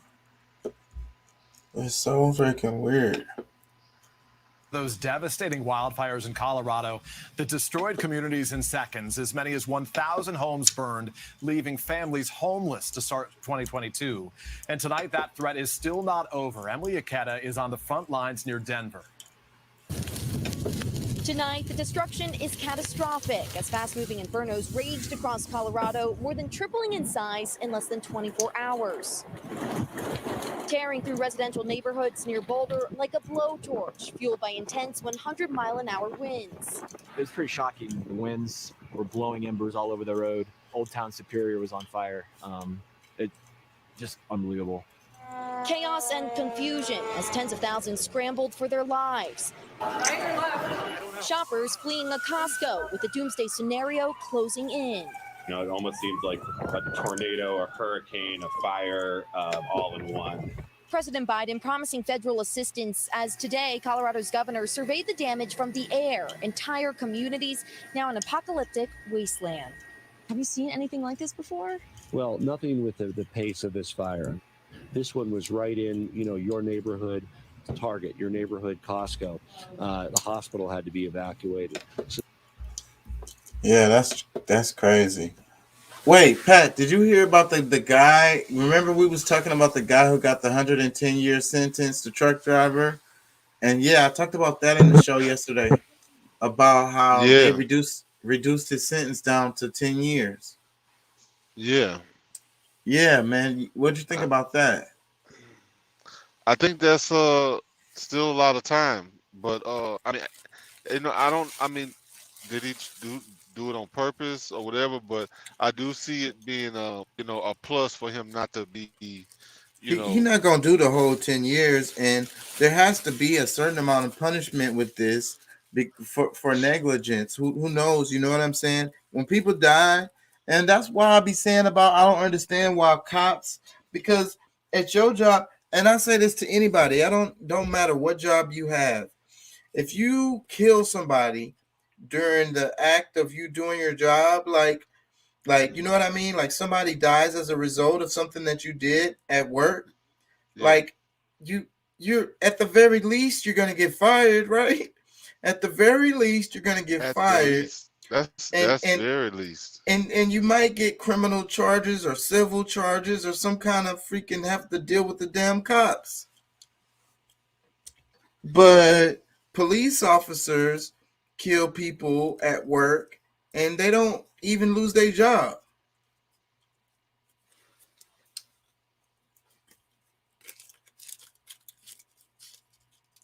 And how many jobs out there can you kill somebody and keep your job? That's all I'm saying. You know what I'm saying? Accidentally kill someone and keep your job? No, that's not right. So, I don't know. What the fuck was I talking about? I done lost it. Oh, yeah, the 10 years. The guy, the truck driver guy. Yeah, and I really wanted to highlight that video because I feel like that's the power of the people that caused him to get up, to get his time reduced. And it happened so quickly, and this type of thing never happens. They said it was truckers who wouldn't drive through the state. They wouldn't make the deliveries in the state. It was avoiding the state. Yeah, I mean, I can get it. I mean, all this kind of stuff that's been going on the last few days, I'd be hesitant as well, just trying to go through it. Like I would definitely avoid going. It's in a truck. A friend of mine rolled his truck um out there. I believe it was yesterday or day before yesterday, something. But yeah, he didn't look pretty. And then whatever was going on out there, I don't know if the winds was just that crazy or what, but Yeah. I would avoid it too if I could. Yeah. No, I'm Why talking do about the I? state that had sent that dude that gave the dude all that time.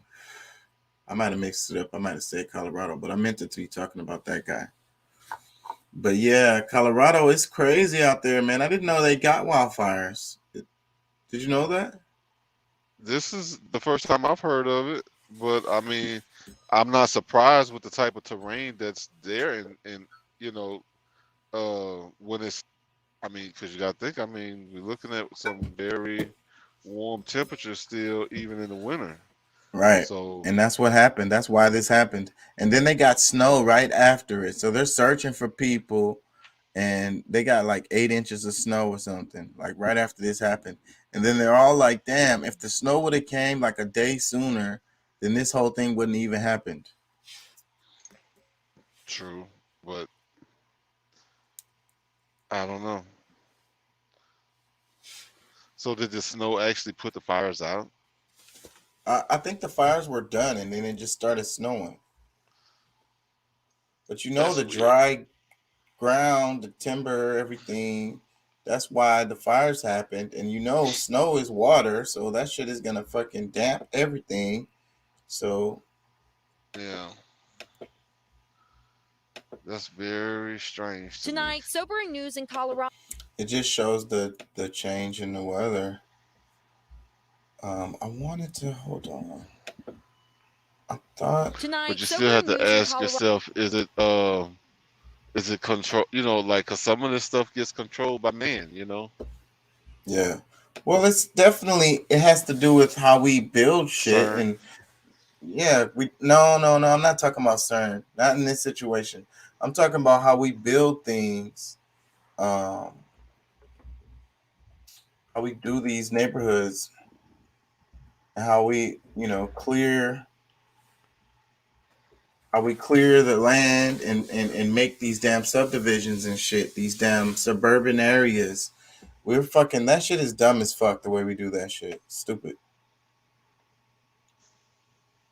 One day ago, I want to see about the snow because the last one it says the Colorado wildfire snow. Let's see.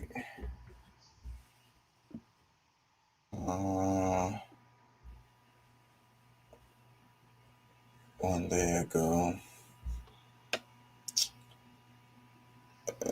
Yeah, I played the missing people one already, so I don't want to play that one again. It's crazy though that they got snow right after. Crazy, crazy, crazy. It's like, is it God laughing at them? Is God making fun of them? You know what I'm saying? That's how they gotta feel. If you live there, you gotta feel like, damn, bro, you couldn't have let the snow come one day sooner.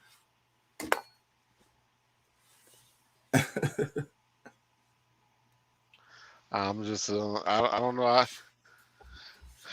got my conspiratorial mind, so I'm gonna leave it alone. You said that's not, not gonna go there. So I don't think so. I don't think so with this. I mean, like humans could have started the fire some kind of way, but it's climate change that's driving this. Like you did said, you it's read the warm. article I sent you I don't know. I don't know which one was it. about that big ass iceberg and Oh yeah, I think I did look into that a little bit. Yeah, I mean, I have been watching some of that stuff already. Like, it's a real thing. It's a real thing. It's just that like that particular article, I remember looking at it now. It was kind of like sensationalizing the whole thing, trying to say that like it's gonna happen suddenly. I mean, the breaks will happen suddenly, but as far as the impact that it has on like people, it ain't gonna happen suddenly. Like the water, it rise. What's really is happening is, you know, you're gonna lose a lot of places in Louisiana, parts of Florida. You're gonna lose parts, you know, certain low areas that are towards the coast are gonna not really be there no more. That's what's happening, and it's as a result of the Yeah. ice melting, the sea You said level it's not. rise.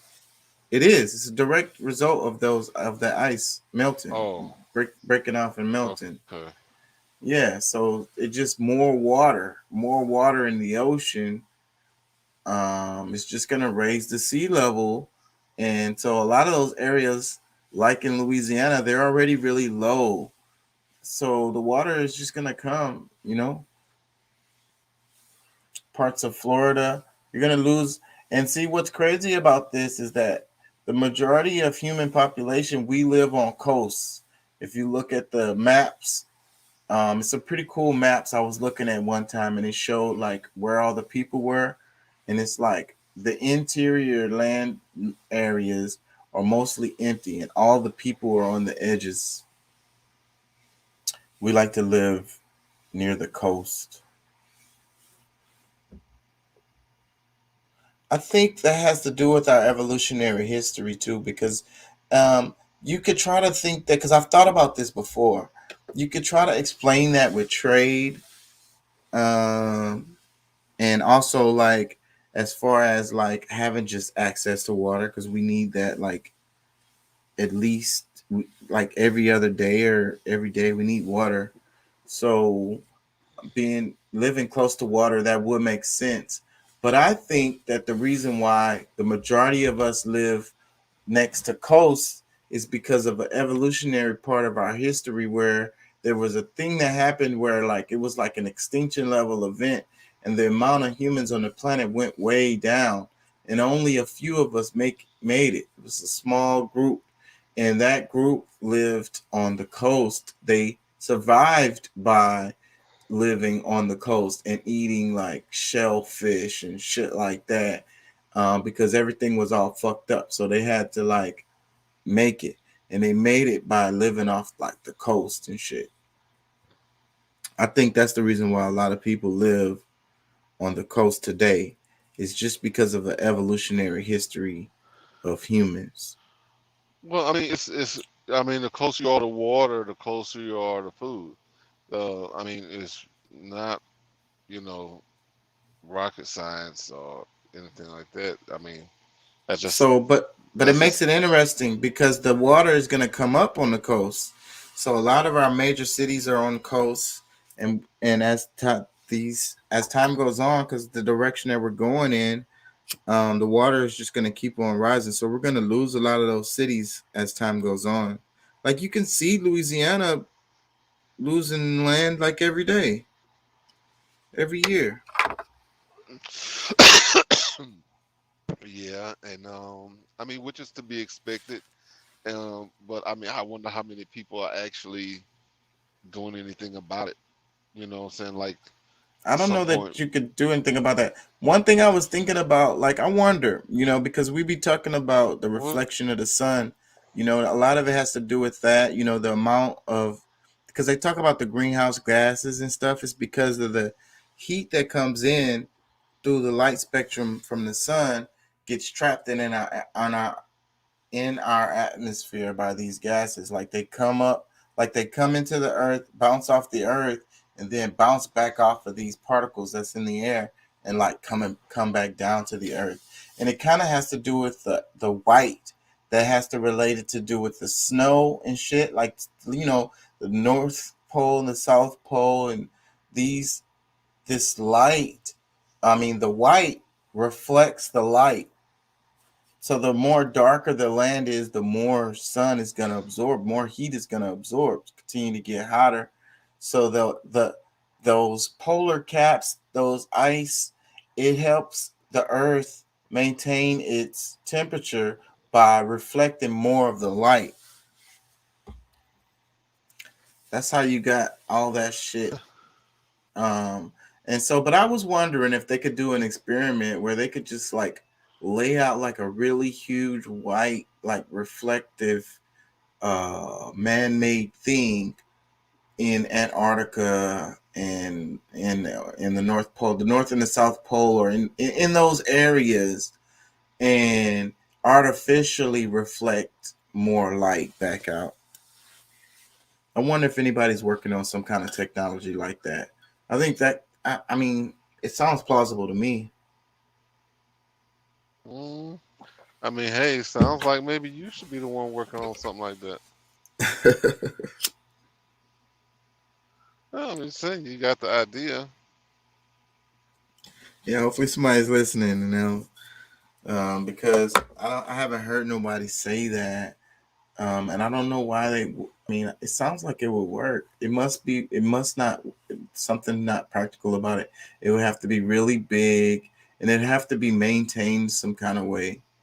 So, and it's in inaccessible type areas. So I don't know. You'd have to have like a scientific team, some people out there working on that shit like basically year round. You wouldn't be able to leave it. So somebody would have to keep on, maintaining it. And it would have to be really big.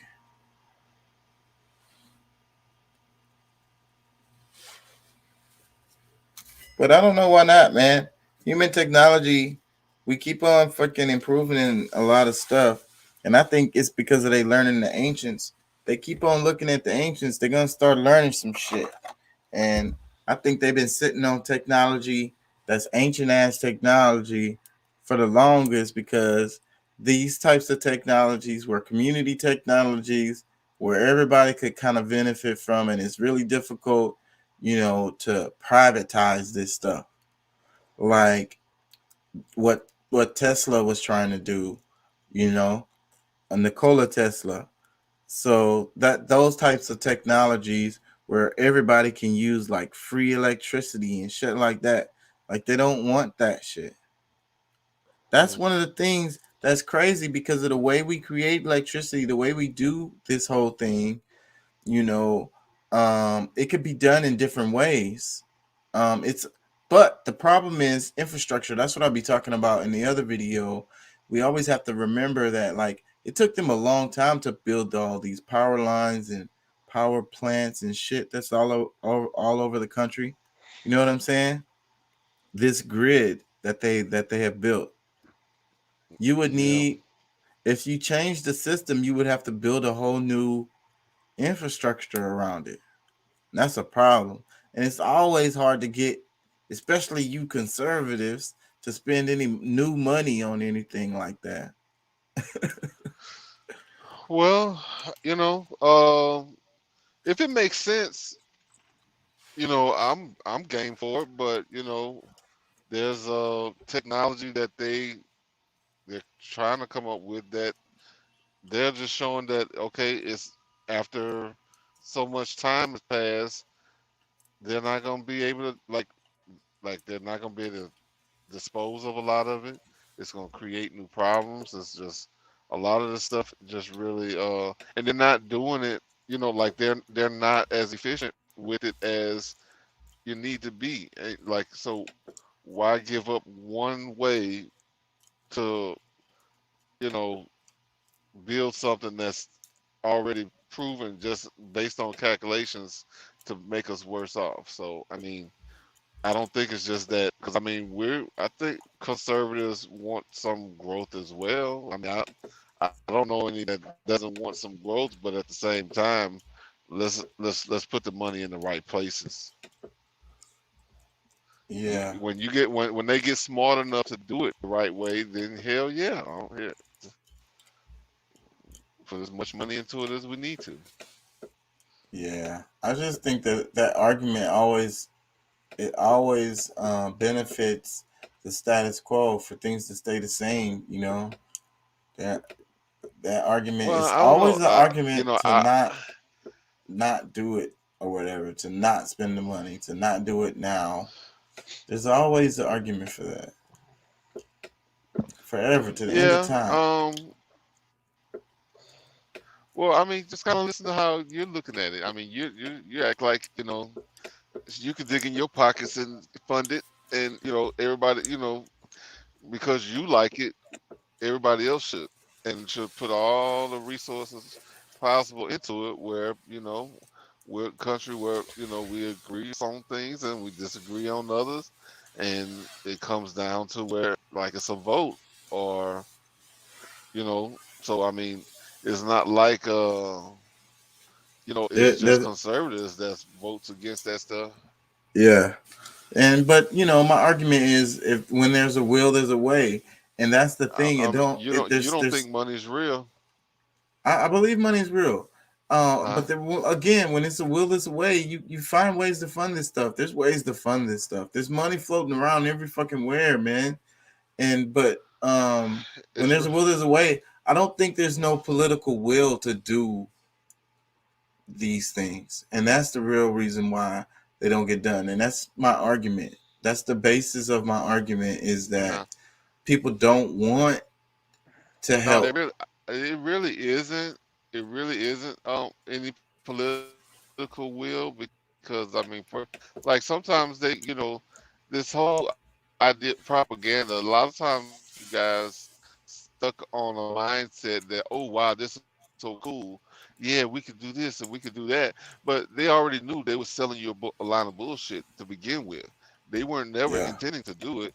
They just pretty much, act. They want to be the act like they're the saviors. Yeah, we could really do this. They knew that they weren't gonna have enough people to vote for it. They knew all these things before they started, but because they were able to have you hanging on by every I shred knew. of Yeah. idea. And that's what they do every So I mean, time. Get you all emotional. It's so probably the damn Matrix and the matriarch from the Matrix getting you emotional and just running the numbers up. Let's listen to Boosie right quick. This is on No Jumper. oh Lord, It's a I don't know. I don't know how to describe that page. But this is not Boosie's I page. But know. like I say, I I, haven't seen no Boosie pages, but he obviously posted this somewhere. Let's see.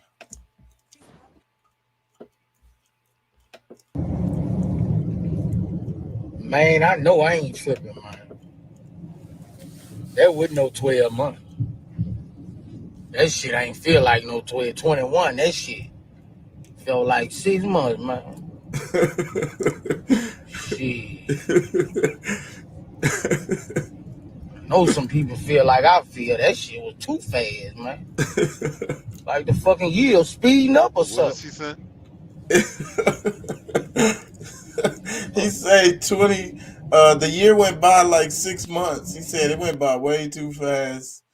He say time speeding up or something. He say this last year went went by way But too it is. fast. He's like, it felt like Yeah, 6 but it months. is. But no, I mean, every minute there's like every minute has been broken. It's pretty much 59 seconds now. You didn't see that? No, I didn't see that. What The is way that? what was that thing called? Like you can go to it and like the scientists has figured that with the way that the Earth is spinning, that it's shaving off a second every minute. Yeah, I never heard that. Maybe I haven't. I forgot. Huh? Yeah, maybe I heard that and forgot about it. But yeah, that's interesting. So yeah, it is passing faster. That's interesting. Oh, this is Holly Berry's page. And this is her official page.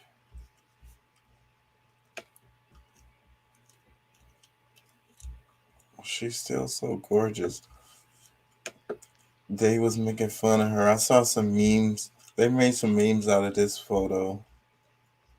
That was pretty funny. That's the original photo. Oh, Halle Berry.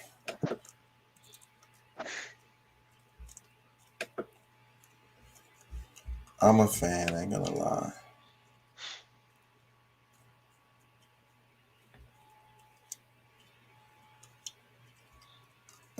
You're a fan I'm of so what? Halle Berry. Huh? Halle Berry. Who? Halle Berry. That's who I was Oh. showing just a minute ago. This chick is called I'm So Delicious.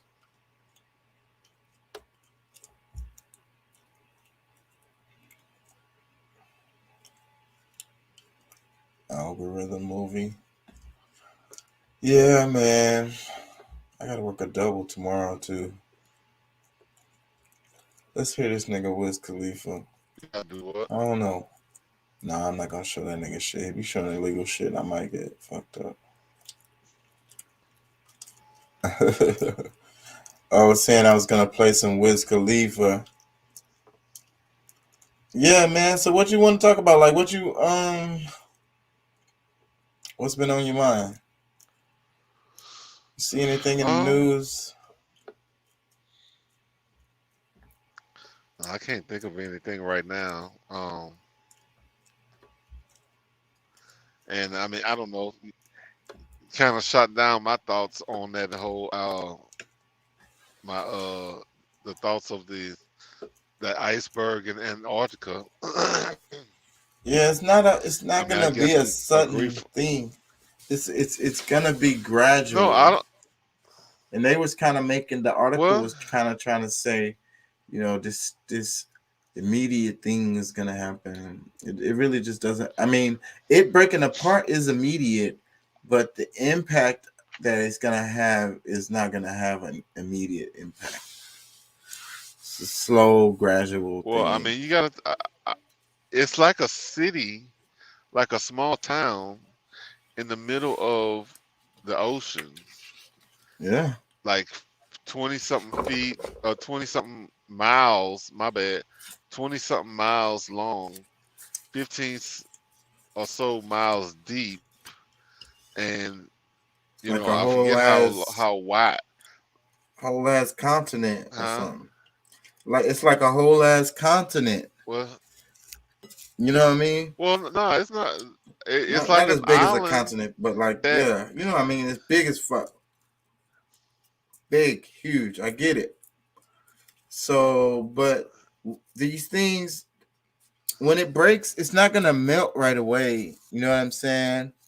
It's gonna break and then it's gonna float off. Well, no, but that's not the whole. I think you're kind of looking at it wrong because it doesn't have to melt. All it has to do is crack, and then all of the weight and everything that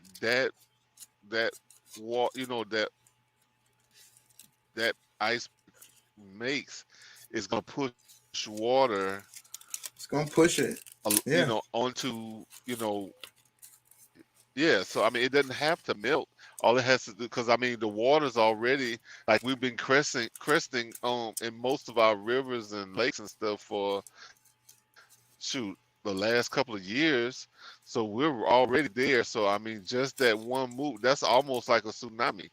You know, may not be quite as big as like like a earthquake. I mean, like a volcano under earth. I mean, under the ocean, but just as massive as it is. It'll be dissipated all over. It'll be dissipated over the space. It will have an impact, but it's going to be very minimal. It's going to dissipate it's just the way the water works, and the ice is lighter than the water, and it's like physics. It's just that article was sensational, is what I was saying. I'm not saying that they were wrong about what they were saying. They were just making a story, giving you something to kind of like, be sensational about. Look, you know what I'm saying? It is, I mean, I guess it is what it is, but I guess it's interesting and important. It's definitely that, and it's definitely something you should pay for. pay attention to, and it's definitely awesome. And I love to see the videos of the shit. Shit is crazy, and the sounds of the ice when it be breaking and shit. Them niggas Because be I mean, way too close to that shit. quickly? You could die if you somewhere close to that shit when it's happening. Definitely, that shit ain't gonna have you all Well, fucked up. how quickly will they respond to something like that happening? Like, will you be able to like tell your family get the hell out of Houston right now because like the flood Because that's is what I'm. coming? But Like, that's I what I'm mean, telling you. It doesn't happen like that. It doesn't happen like that. It'll be gradual. Yes, they'll have plenty okay, of time to tell you. They'll know exactly when it's gonna happen, if it's gonna happen, and it's gonna happen slowly. They'll be like, "Oh, well, the water's gonna come up I to this level." Da da da da da. I hope They so. have they have I really hope good so. science I for mean, that stuff. I hope you're right. I hope you're right. They have really good science for that stuff, man. Because it's Was that interesting, man. You can look it up about how like the tsunamis.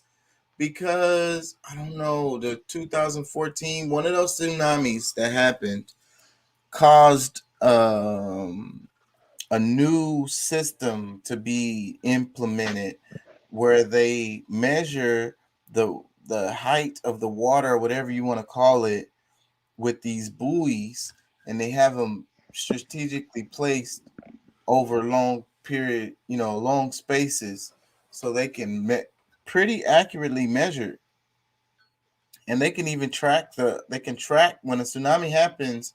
They can track it. They know where it's at and everything. okay? Well, let's let's just let's just hope that they give a shit enough about the people, because I mean we already know what kind of world we in. Like, as many people that drops to the side is just fine with certain groups. So I mean that might be something that might not go, might not hit the news and be like, oh wow, before you know it, Yeah. Well, I you could got see water someone encroaching on you. doing. You're wondering They why. the CERN thing is There's no real. rain. There's no They rain. There's no. they could control the weather to a certain extent, and they can kind of like well, they can't control the weather. They can manipulate the weather to a certain extent, and they have technologies where they could kind of like they can they can't make an They've earthquake, but manipulated it so much to where they are controlled. they can make an earthquake kind of like more likely happen type Yep. shit. They can do that. So like they have some stuff that they can do, but there's a limit, you know what I mean? And this is a big system. Like the system is the ocean, like the planet and the way the atmosphere is. And that's why I always try to get people to learn about that kind of stuff, because we only have so much power. Like humans we try to make ourselves feel like we fucking so powerful, but this damn ecosystem that we live in is not easily like fucked with. You know what I mean? Um, We do fuck with it, but it has its ways of like balancing shit. And the thing is, we ain't gonna like it. We ain't gonna like it as humanity, because we're gonna go. What I think is happening is a big part of it is natural, coming out of an ice age. But we I'm accelerated going to it with build me an ark. we accelerated it with the stuff that we've been putting in the atmosphere.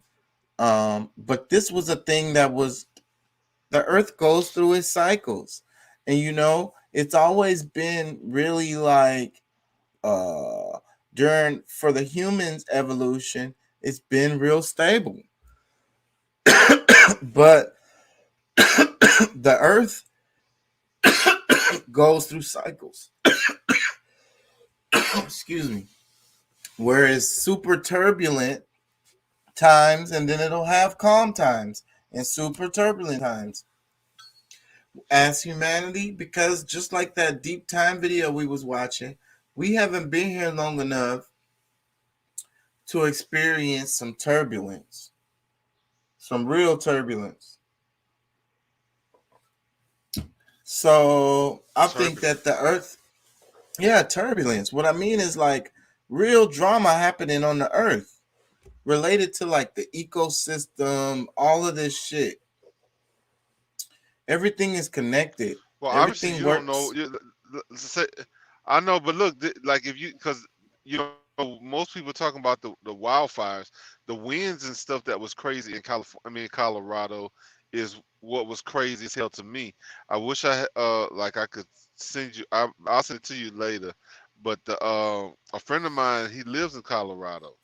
He his truck flipped over, 18 wheeler. His 18 wheeler flipped over because of the winds. And that's what they were saying though. They said the winds is a big part So of is why the fire happened and spread it so far and did so much damage. It was the combination of the fire with the wind, and the wind probably caused the damn yeah. fire. Yeah, but that's not the only accident that happened, or like it was on probably like almost like hysteria going on in Colorado during that period, because I mean it was a lot. Some people didn't see the fire, some people just felt the wind. You know what I'm saying? But either way, I mean, It's all a part of the it's like. things That's what I'm trying to explain is that the system is so complex. That's what I'm saying. We do not understand it. We do not get it, and it's been going through cycles since before we was here. We do not of understand these course. cycles, and that's it. Well, So that's when I it's I get it. Like, I mean, because my whole thing is like, because a lot of people that talk about, the things that we're doing to the planet, like this planet has gone through cycles of us humans doing things to it for billions of years, and all of a sudden, this, our generation is the one that's really, messed it up. No, this is what the cycles of this world, this earth well, goes we through. have an You know, impact. you can try We to can't. you can blame it, on that, on or whatever, because I mean, just like, okay, everybody thinks that green energy is just going to do so much great service to our planet, but it's really not. Yeah, well, I can't I really mean, argue it's a with you waste. on that. I think that a lot of it is just the neoliberal shit, them trying to global control and also to make money. So I agree. I think a lot of that green stuff is to make money, like corporate giveaways and shit. I would like to, So yeah, it is, and then they can ball it up and throw it in the trash. Oh, it didn't really work, but they've all went and made because money off of the bullshit. But because it's ask any of the already Europeans.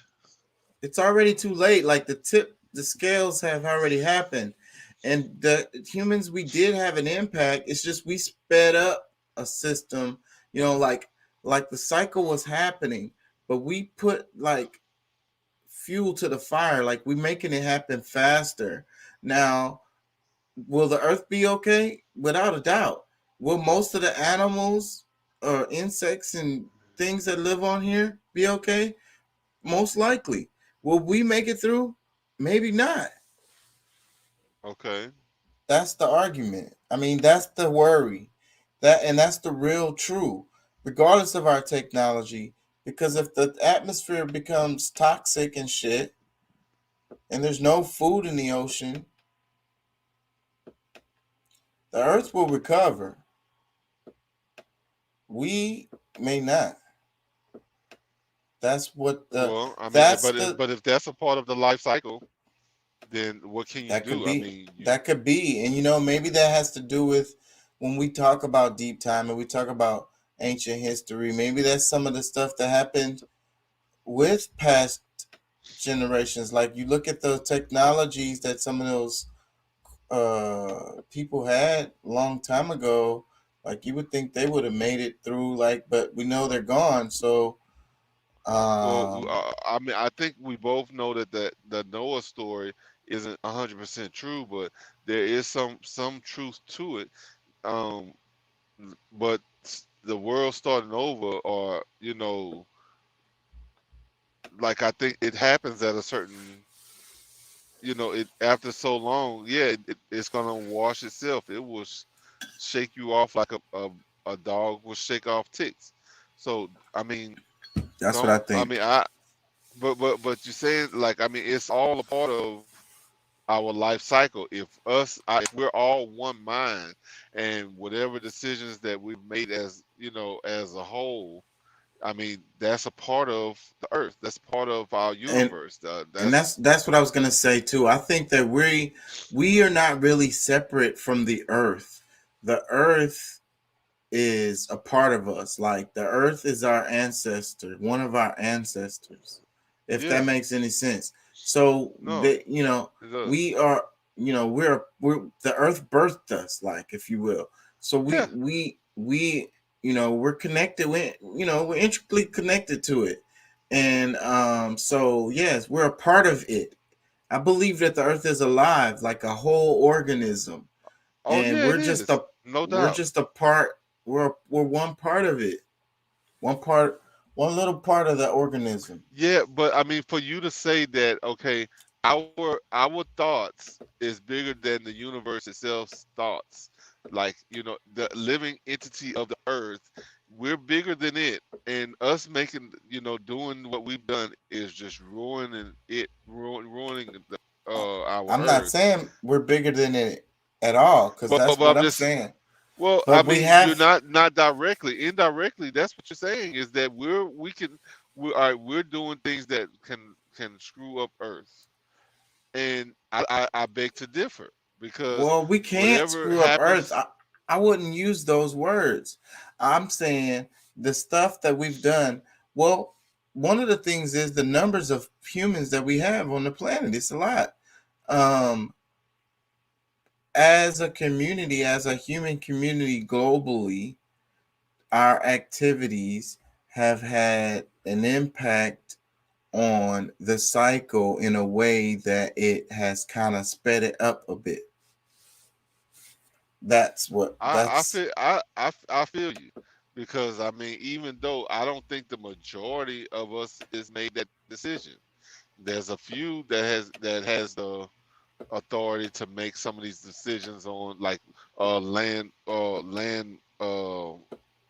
waste, uh waste mines, or whatever you call them, you know h- these different things, and where you put them, and uh making plastic stuff that we can't get rid of. I mean, it's just a lot of things that the average human is not deciding, but people in power may have made some decisions on that could. But at the same time, I think, based on our connection, each one of our connections with the earth can make a difference, but I don't think it's really that big of a difference, to where we're, like I said, like, we've affected it so badly that it's mad at us, and he's just gonna you know find a way to get rid of us. I don't know. It's just, I don't know. I done heard so many uh, different angles from this thing. and It's and just, if man was on some depopulation agenda, the freaking earth could do it way better. oh yeah, and that's the thing to me. Like, I think that Earth has done it way better. Maybe these big catastrophes that people speak of, but I mean, a lot of times it takes them away within seconds, and it's done. Like, it's not like some painful death that they may that humans would try to send you through. Uh, have you suffering for years with an ailment that you can't get rid of. But you know, really, it is what it is. Regardless, I mean, we can try to discuss it out, but I think overall, it's really just Earth and doing what it's supposed to do. Like, the Antarctica melting away is not because of some gases that we let out into the atmosphere. No, it's time for it to melt. Like there's ice ages in different places at different times of the world, and in order for it to become an ice age somewhere else, it had that ice age. You know that like Antarctica, it has to not be an ice age there But anymore. we have In to order, acknowledge the impacts that we do have on nature. And historically, the natives did. That's the thing. You know, the I know, Aboriginal peoples did. And so I that's know. one of the things that's kind of new in the world is this attitude of not caring about nature at all. Like the birds flying around. I was in class and we was talking about, I don't know, wind turbines or something like that. And it was like the wind turbines was killing a lot of birds. No, we were talking about buildings. We were talking about infrastructure like skyscrapers. That's what it was. And these skyscrapers have to build their buildings, their windows certain ways to keep from the birds hitting them.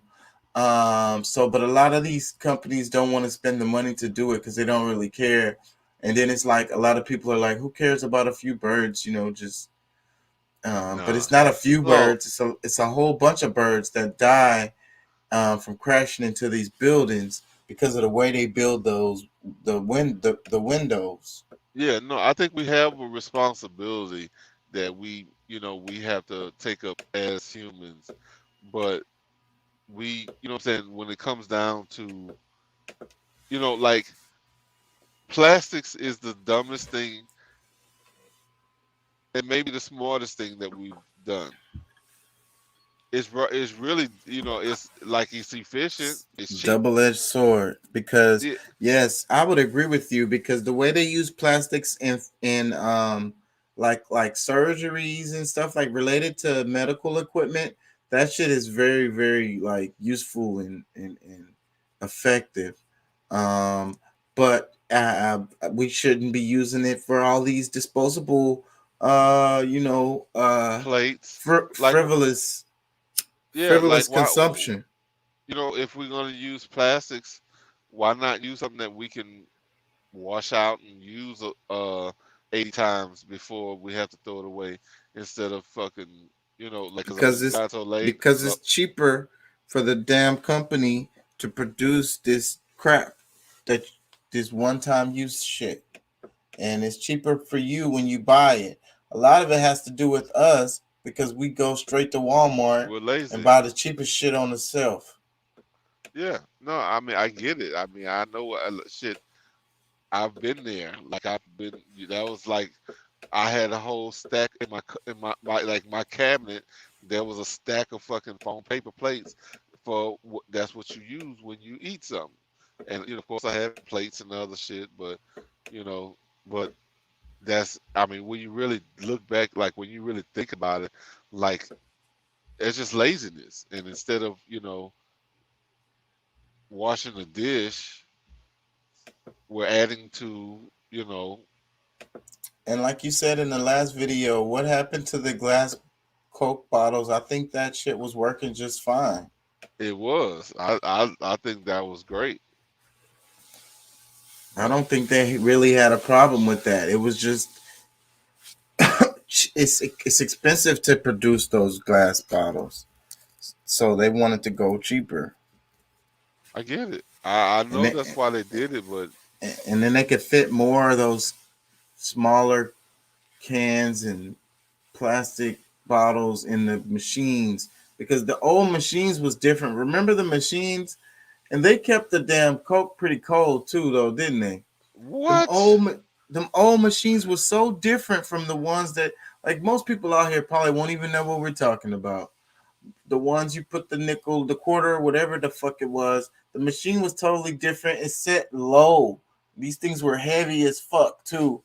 And shit, it was just different. Like, the bottle came out and you fucking popped that hole. It was cold and it was real. It was the real Coke out of the glass bottle. And another thing, I think a lot of us, because they're fucking us, they're feeding us trash on so much shit, but the taste of the Coke is different. Also because it's but that's coming because out. of plastic. The glass, yes, that's what I'm leading to. The glass, I mean, the plastic affects the way the stuff tastes that comes off of it. Yep. These people, we're getting screwed. We're getting screwed. We're getting screwed. We could actually taste the Coke if it was coming out of the glass bottle. I still buy those sometimes. They're more expensive and not everywhere. I'm gonna tell you, I like going to these different Mexican restaurants because they still have a lot of them. Like, whether it's the apple soda, orange, the mandarin, like they still have those in a lot of places, those glass bottles. So I don't know. I think it could be done. They just Yeah, they're fucking us in so many ways.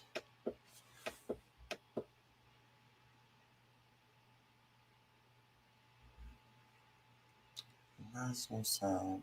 Word of God says, do not love the world. Do not love the world or the things in the world. If anyone loves the world, the love of the Father is. Wait, let me play that back. Can I go back? A lot of you are still way too in love with the world, and it's going to make it hard for you when it's time to separate from the world.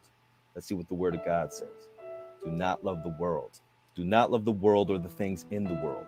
If anyone loves the world, the love of the Father is. I get what they're saying. My God. Can I sing to you? What'd you think about that? That quote that just played? I didn't see it. The guy talking about don't love the world. The little. Oh, yeah. That comment. I mean, that sounds like a Bible quote, right? Right. Yeah.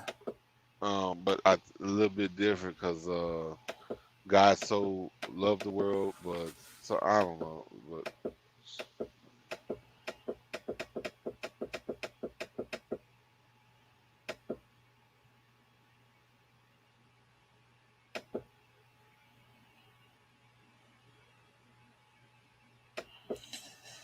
Yeah. I'm tired too. What else did I need to cover before I freaking wrap this shit? Let me see. I said deep time, Colorado wildfires. I don't know what the other fucking part was. I wrote some notes. Oh, let me ask you this question. Why do people feel it's so important to share bad news?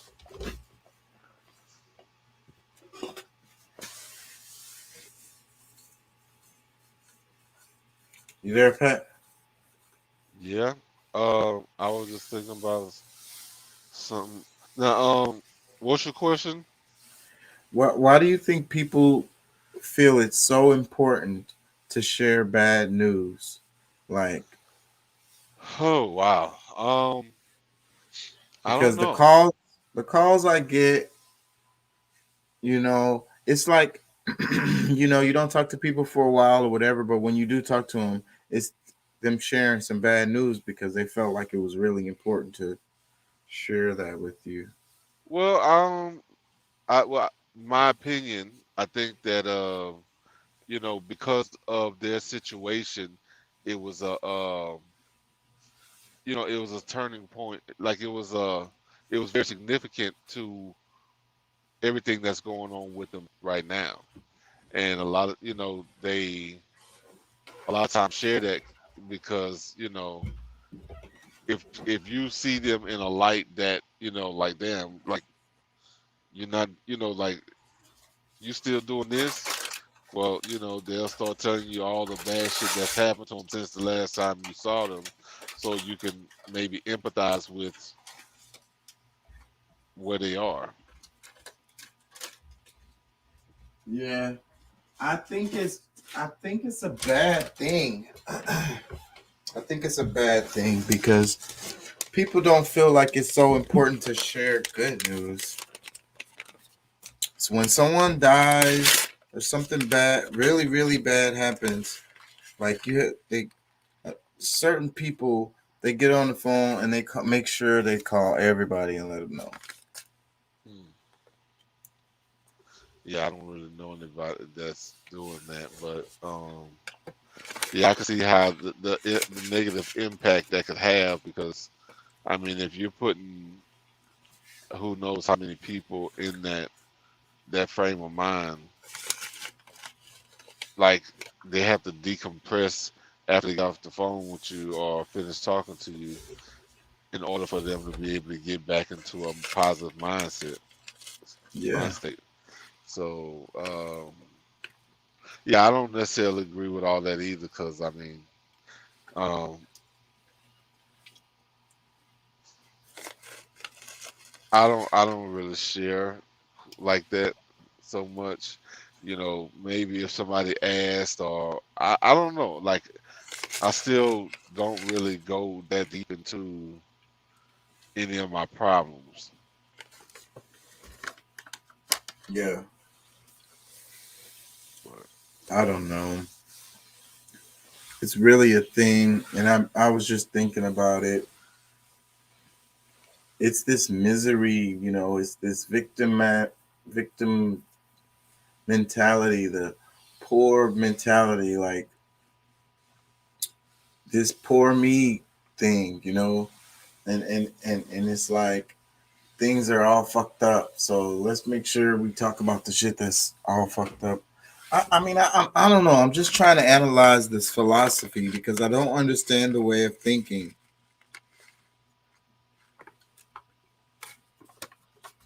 But it yeah, bothers me a lot. It bothers me a lot, and I think about it a lot. I've thought about it over the years because I've noticed it through certain people, that it's like they get more excited when something really bad happens. Like they're energetic. I don't know, man. Like they're waiting for something bad to happen. You know?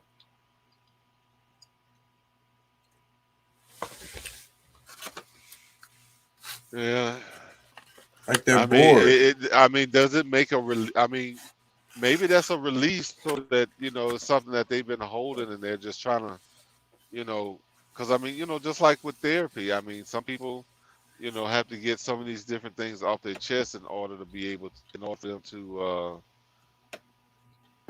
move forward. You know, I don't know. Yeah. It's just a random thing that I've been thinking about. And I wrote it down, so I wanted to ask you and see what you thought about it.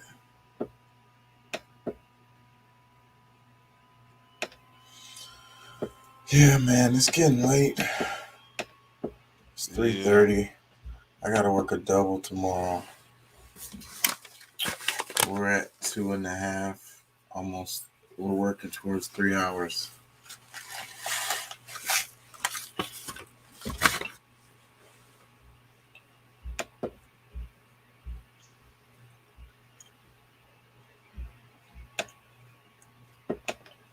So what's your plan for tomorrow? Well, I gotta work. I work all day. Wait, today's Saturday, huh? What fucking day is this? Yeah. Yep. Yeah, Today today's is Saturday. Saturday. Oh, okay, yeah, damn. It's the last show of the week. It's always sad. I never want to end the last show. It'd be so long until the next one. No. I'm gonna make some audio clips. Man, check out the audio clips. Tell me what you think about them. How I can improve them when you have Yeah, I've listened time. to a couple of them. What do you think about them? How could I need to go. What do you think I I can like do them. to I improve mean, them? not. I say I haven't looked at it from that type of eye. I'm just, watching them, enjoying them as a, Yeah, consumer. I And hadn't I be tried to doing really that too. critique you. Yeah. I be. I hadn't really tried to critique. Sometimes I'll be listening to the shit myself, like as a fan, like a motherfucker, and I forget that I need to be like editing or something.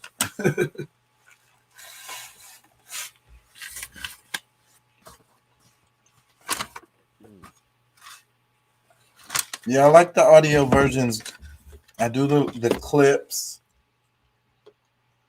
and I put the music sounds and the transitions and stuff. I think they're pretty enjoyable to listen to, like kind of relaxing. So hopefully it'll catch on, because you can work out, play the game, do whatever you're doing, and just like, kind of vibe to the conversation. Yeah. Cause I try to the live show can be kind of lame at times, So I try to take the better parts of the show. A lot of the shows I don't even feel like they're have much in it that's good enough to put in the audio clip. So I'm not gonna, because it's a lot of work. So I'm not gonna do it with material that I think that's not that good. Yeah. So not everything. A lot of the stuff gets edited and doesn't make it to those audio clips. Yeah. Because I try to make it something good. And you see, I kind of be working with the sound, because I always have the audio version of the show in mind the whole time while I'm doing this, because it seemed like, I don't know, I guess in my mind, making the audio podcast while I'm doing this, but I'm planning to edit it or whatever, but I want to keep the sound good so that I can find parts or whatever. You get what I'm saying? I'm all over the place. No, I get what you're saying. I mean, you want to give a good product, and sometimes you feel the show's not going or didn't go as well as you would have liked. So you want to take those pieces and put them together with other pieces, maybe different shows, and Yeah. and kind of Try to make make something something. that's good. Yeah, Yeah. totally get it. Yeah, man. Yeah, this stuff ain't easy, man. And shoot, I appreciate you being here too. I appreciate your Oh supporting yeah, the man. show. Always. Yeah, I really do. I don't know what else. I don't think I had nothing else. Fucking. Shoot, But I damn. I kind of felt bad about yesterday because I had my clock set, but I slept through it. I woke up at like 4 o'clock. Well, actually close. Well, I'm on the East Coast, so let's see, 4:40 would have been 3:40 there. So I think I might have missed you by a little bit, but Did I show you this picture before? This is my grandma on my dad's side. The no, one well, I in the don't know. middle. I think I might have seen this picture. Yeah. That's a nice pic though. What year is that from? Like the 60s? Don't get me to line. Do not get me to line. It's an old picture. Because I didn't know my grandma as looking like that, like that. You know what I mean? She was older when I knew her. She didn't have that young face that she has in that picture. So what I mean is I never saw her looking like that when I was alive. Yeah, so this was before I was born, I'm sure. Um, yeah, that's my grandma. Yeah. That's my mom when she was younger. Um, my dad when he was young. I think I showed some of these pictures. This is my dad on the horse. That's your dad? Yeah. Kind of looks like your grandpa a little bit. Yeah. Yep.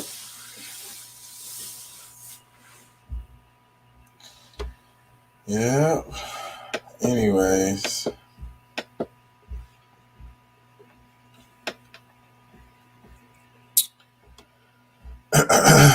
Yeah, I think I'm gonna wrap it. I'm gonna play the game a little bit to try to wind down, and then I'm gonna go to sleep because I have to get my ass up in the morning, and I work all fucking day.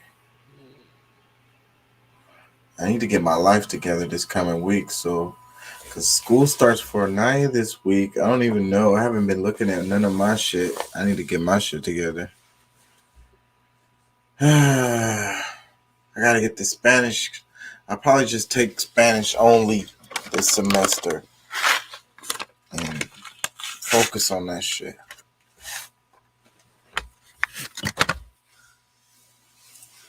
All right, man. I'm gonna let you go. I know I'm putting everybody to sleep with this boring ass show.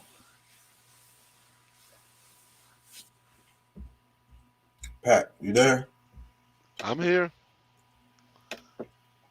Yeah, I'm gonna wrap it. Peace and love, everybody. Thank y'all for joining. Thank y'all for being here. You know. Yeah. Happy New Year. Yep. Many blessings. Uh, great thing. You know, we're hoping and praying for some great things to happen for all of you this year. Yep. Yep. Let's move on into the next year and do great things. You know. Amen. The revolution. You know. Let's activate the public. Let's become active. At least become more aware of what's happening in the world. Yeah.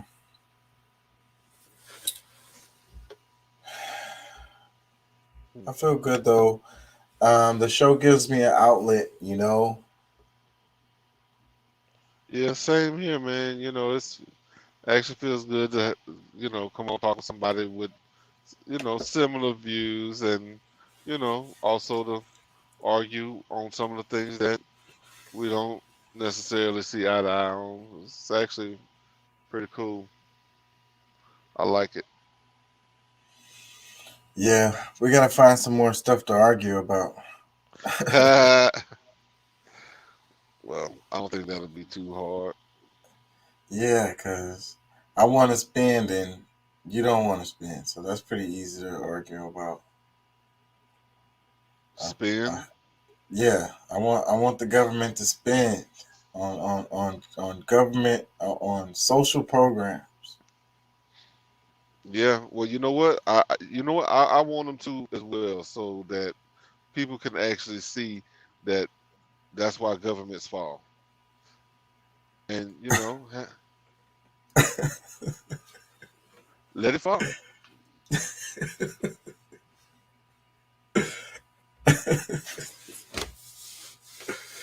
I disagree. I don't think so. I I really know you. don't. I already know. I know you got something something saved up in your that brain somewhere that try to argue with that. But there's history. You love history so much, huh? Why don't you There, find out? there's Why don't you find out there's why Rome fell? but there's history to push against what you're saying. Where? Yeah, Oh, plenty okay. of it. Oh, well, let me Let's see. let's let's make the next show history about successful countries using socialism. But we're not talking about just socialism. We're talking about wasteful spending. Well, wasteful spending is always bad. I don't advocate wasteful spending. Okay, well that's my conversation is wasteful spending. But the Actually, argument of wasteful spending is always, opinionated, basically. You know what I mean? well, Helping it the starts people off as is wasteful spending. for some people that's an opinion. For some people that's total fact because they actually have done the numbers. Like, you know, one thing about a lot of liberals is that the money doesn't like the money doesn't matter. Like they don't want to really hear the calculations and all of the, like they rather wait till 10 or 20 years later and they could talk about what made this happen instead of foreseeing, where this was going to take us. You know what I'm saying? If you have accountability and transparency, you can monitor this process as it goes. It can happen. It can happen. It can be successful. And helping And people depending on who, like the healthcare industry. Like there shouldn't be so much emphasis on the profit model related to the healthcare people. Like that's what I mean. Like we have to get over this profit over people, and some programs, some stuff, everything don't have to make a profit.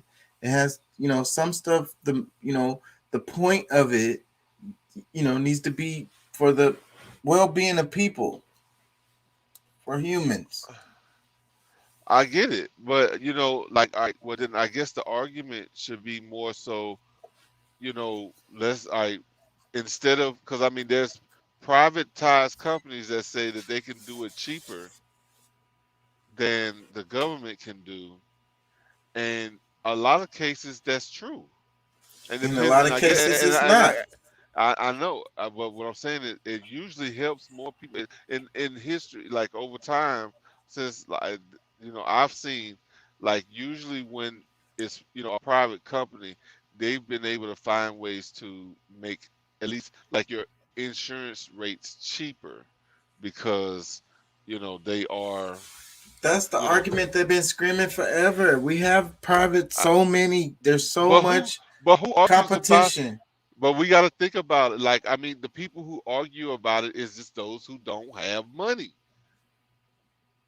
I mean, it's No, not. It's a relative thing. It's a relative no, that thing I when it disagree with comes to. that because the competition, you have a lot of these companies that can provide insurances. But they all charging you out the ass.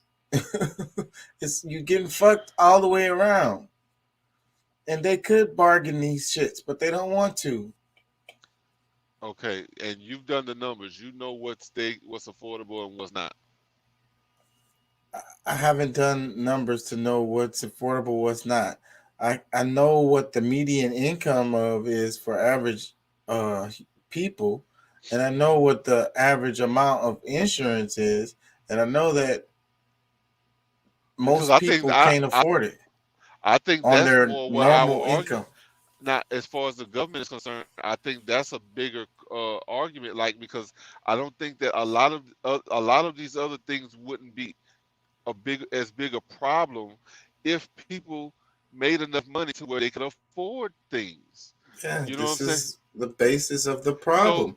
what that's the exactly that's the basis of the problem. So talking about saying that the insurance companies charge too much or the doctors charge too much, I, I would not argue that first. I would argue that the average citizen doesn't make enough money because And maybe there and maybe the and argue these maybe that argument wouldn't exist as far as how much the doctors are charging or how much the and insurance are charging because you actually have enough money to cover it. but the conversation all goes together because your health insurance is always a part of your compensation package at your job, That's not right? true. Nope. I mean that's always a part of it. I mean either you left out of it or whatever. I mean like whatever, So but so this so is you a have part of. you have So but look, insurance. think about it. If they could negotiate, the companies, these big corporations could negotiate these prices on the insurance, and they should cover the damn insurances anyway. Somebody needs to be covering the insurances the whole time, for everyone to be insured, so that the money is going into the system, so everybody can get coverage. It's real simple, I and hear you you. use I that mean, money as a pool. But that's not how I they do feel it. They have it broke up into these private companies, and therefore all the money is here and no money's over there. So only and then that gives them the excuse of the scarcity so that they can charge people so much. And really, it's all a part of the class system, just to keep certain people in certain groups without health insurance. And I could see that. I feel you there.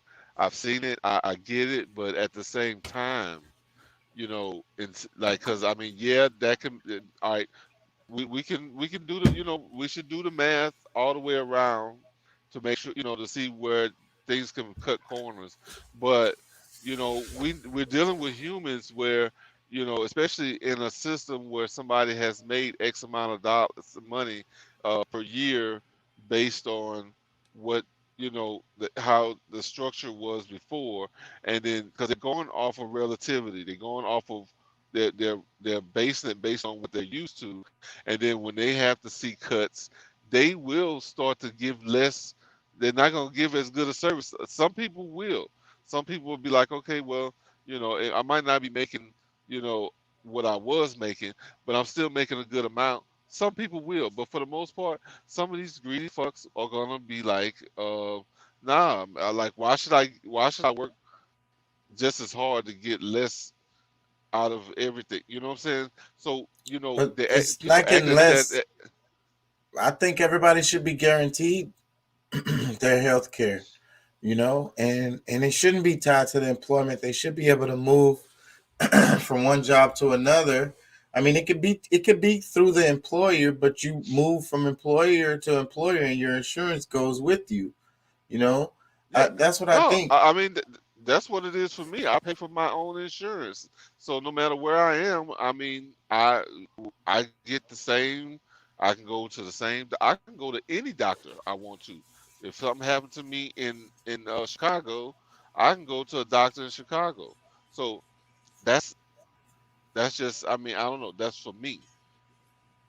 And yeah, I pay a nice amount. You know what I'm saying, every month, but either way, yeah, I mean that would be a great thing for everybody to be able to have. But does that really, you know, how can the government afford that? Like you don't see the negative, like them being in debt is a problem. Like that's one of the reasons why But they but can't. other countries have worked this out. Like most of these other But countries, we're the not other ones that countries. work, But countries that's the that's thing. No, no, comparable to us, and we're like the richest country in the world. but we're We're not, richer than the no. It's a ones that facade. We're figured out. not. It's a facade. They're making us. They keep you believing that you're such a great country. You're a failure. This country is a failure. I can't really I mean, argue with that. if you keep believing the hype, yeah, it's great. But there is a lot of wealth here. You can't deny that. The money is here. There's enough money here. Within the people, not the government, because they fucking wasted it. And the people are the government. And the government gets their money from the people. I hear you. Like, bro, if it was just a snap of the finger, like shit, I roll with you. But I've seen too many different equations to where it's just like, look, it's not gonna work under the current system. This I thing, can't argue with that. I can't argue with that. yeah, it's just not gonna work, and that's the point that a lot of us conservatives are looking at. We're looking at what we have, not what it could be or what it should be. Like we're looking at what the fuck we got. Well, we need to change the system. If we We feel yeah, like the one we have, it wouldn't work, then, but we're just kicking the can down the road. no, I get That, it, and honestly, I mean, it's really just a matter of time. It's all gonna fall down. I mean, really, we're almost like any catastrophe or one catastrophe away from, this country just not being able to make it back. yeah, man, I could see it breaking into um, some pieces, but it's gonna be a war because they're not gonna want that shit. Want what shit? They ain't gonna want it to break apart. I really could see the United States break into like 3 pieces. Yeah.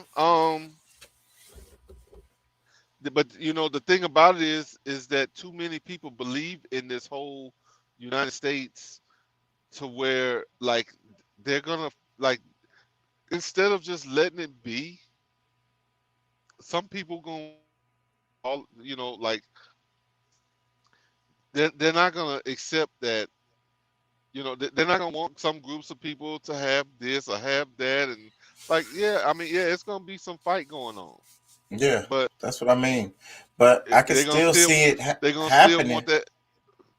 I could still see it happening. I could still see it happening like a break, like it would be like the United UK. It would be like Brexit. It would be like the UK, and like United States would be like the United Kingdom, because it would be like different parts that would call themselves something different. It would be the United States of America Southern, United States of America Western, or You're some breaking shit up like real that. bad. Some shit like that. Real Like bad. I'm just saying it could break apart. The America could break into pieces.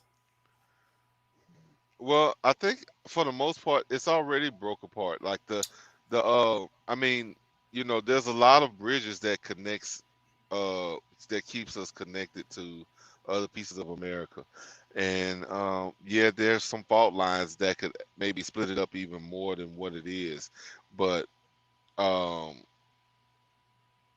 think for the most part, like some of these territories that you're talking about probably already exist. Like we're already a divided country. Um, as far as what you're saying, like 3 different pieces, maybe not fully, but like if the fault lines Like fall, unofficially, like yeah, without the borders or something. Like, yeah. yeah. Well, anyways, man, I'm gonna wrap it, bro. It's 4 a.m. We're Sure at 3 enough, man. hours. All right, bro. Thank you for being here. Oh yeah, And man. thank y'all for listening. Next time. All right. Peace and All love. right, bro.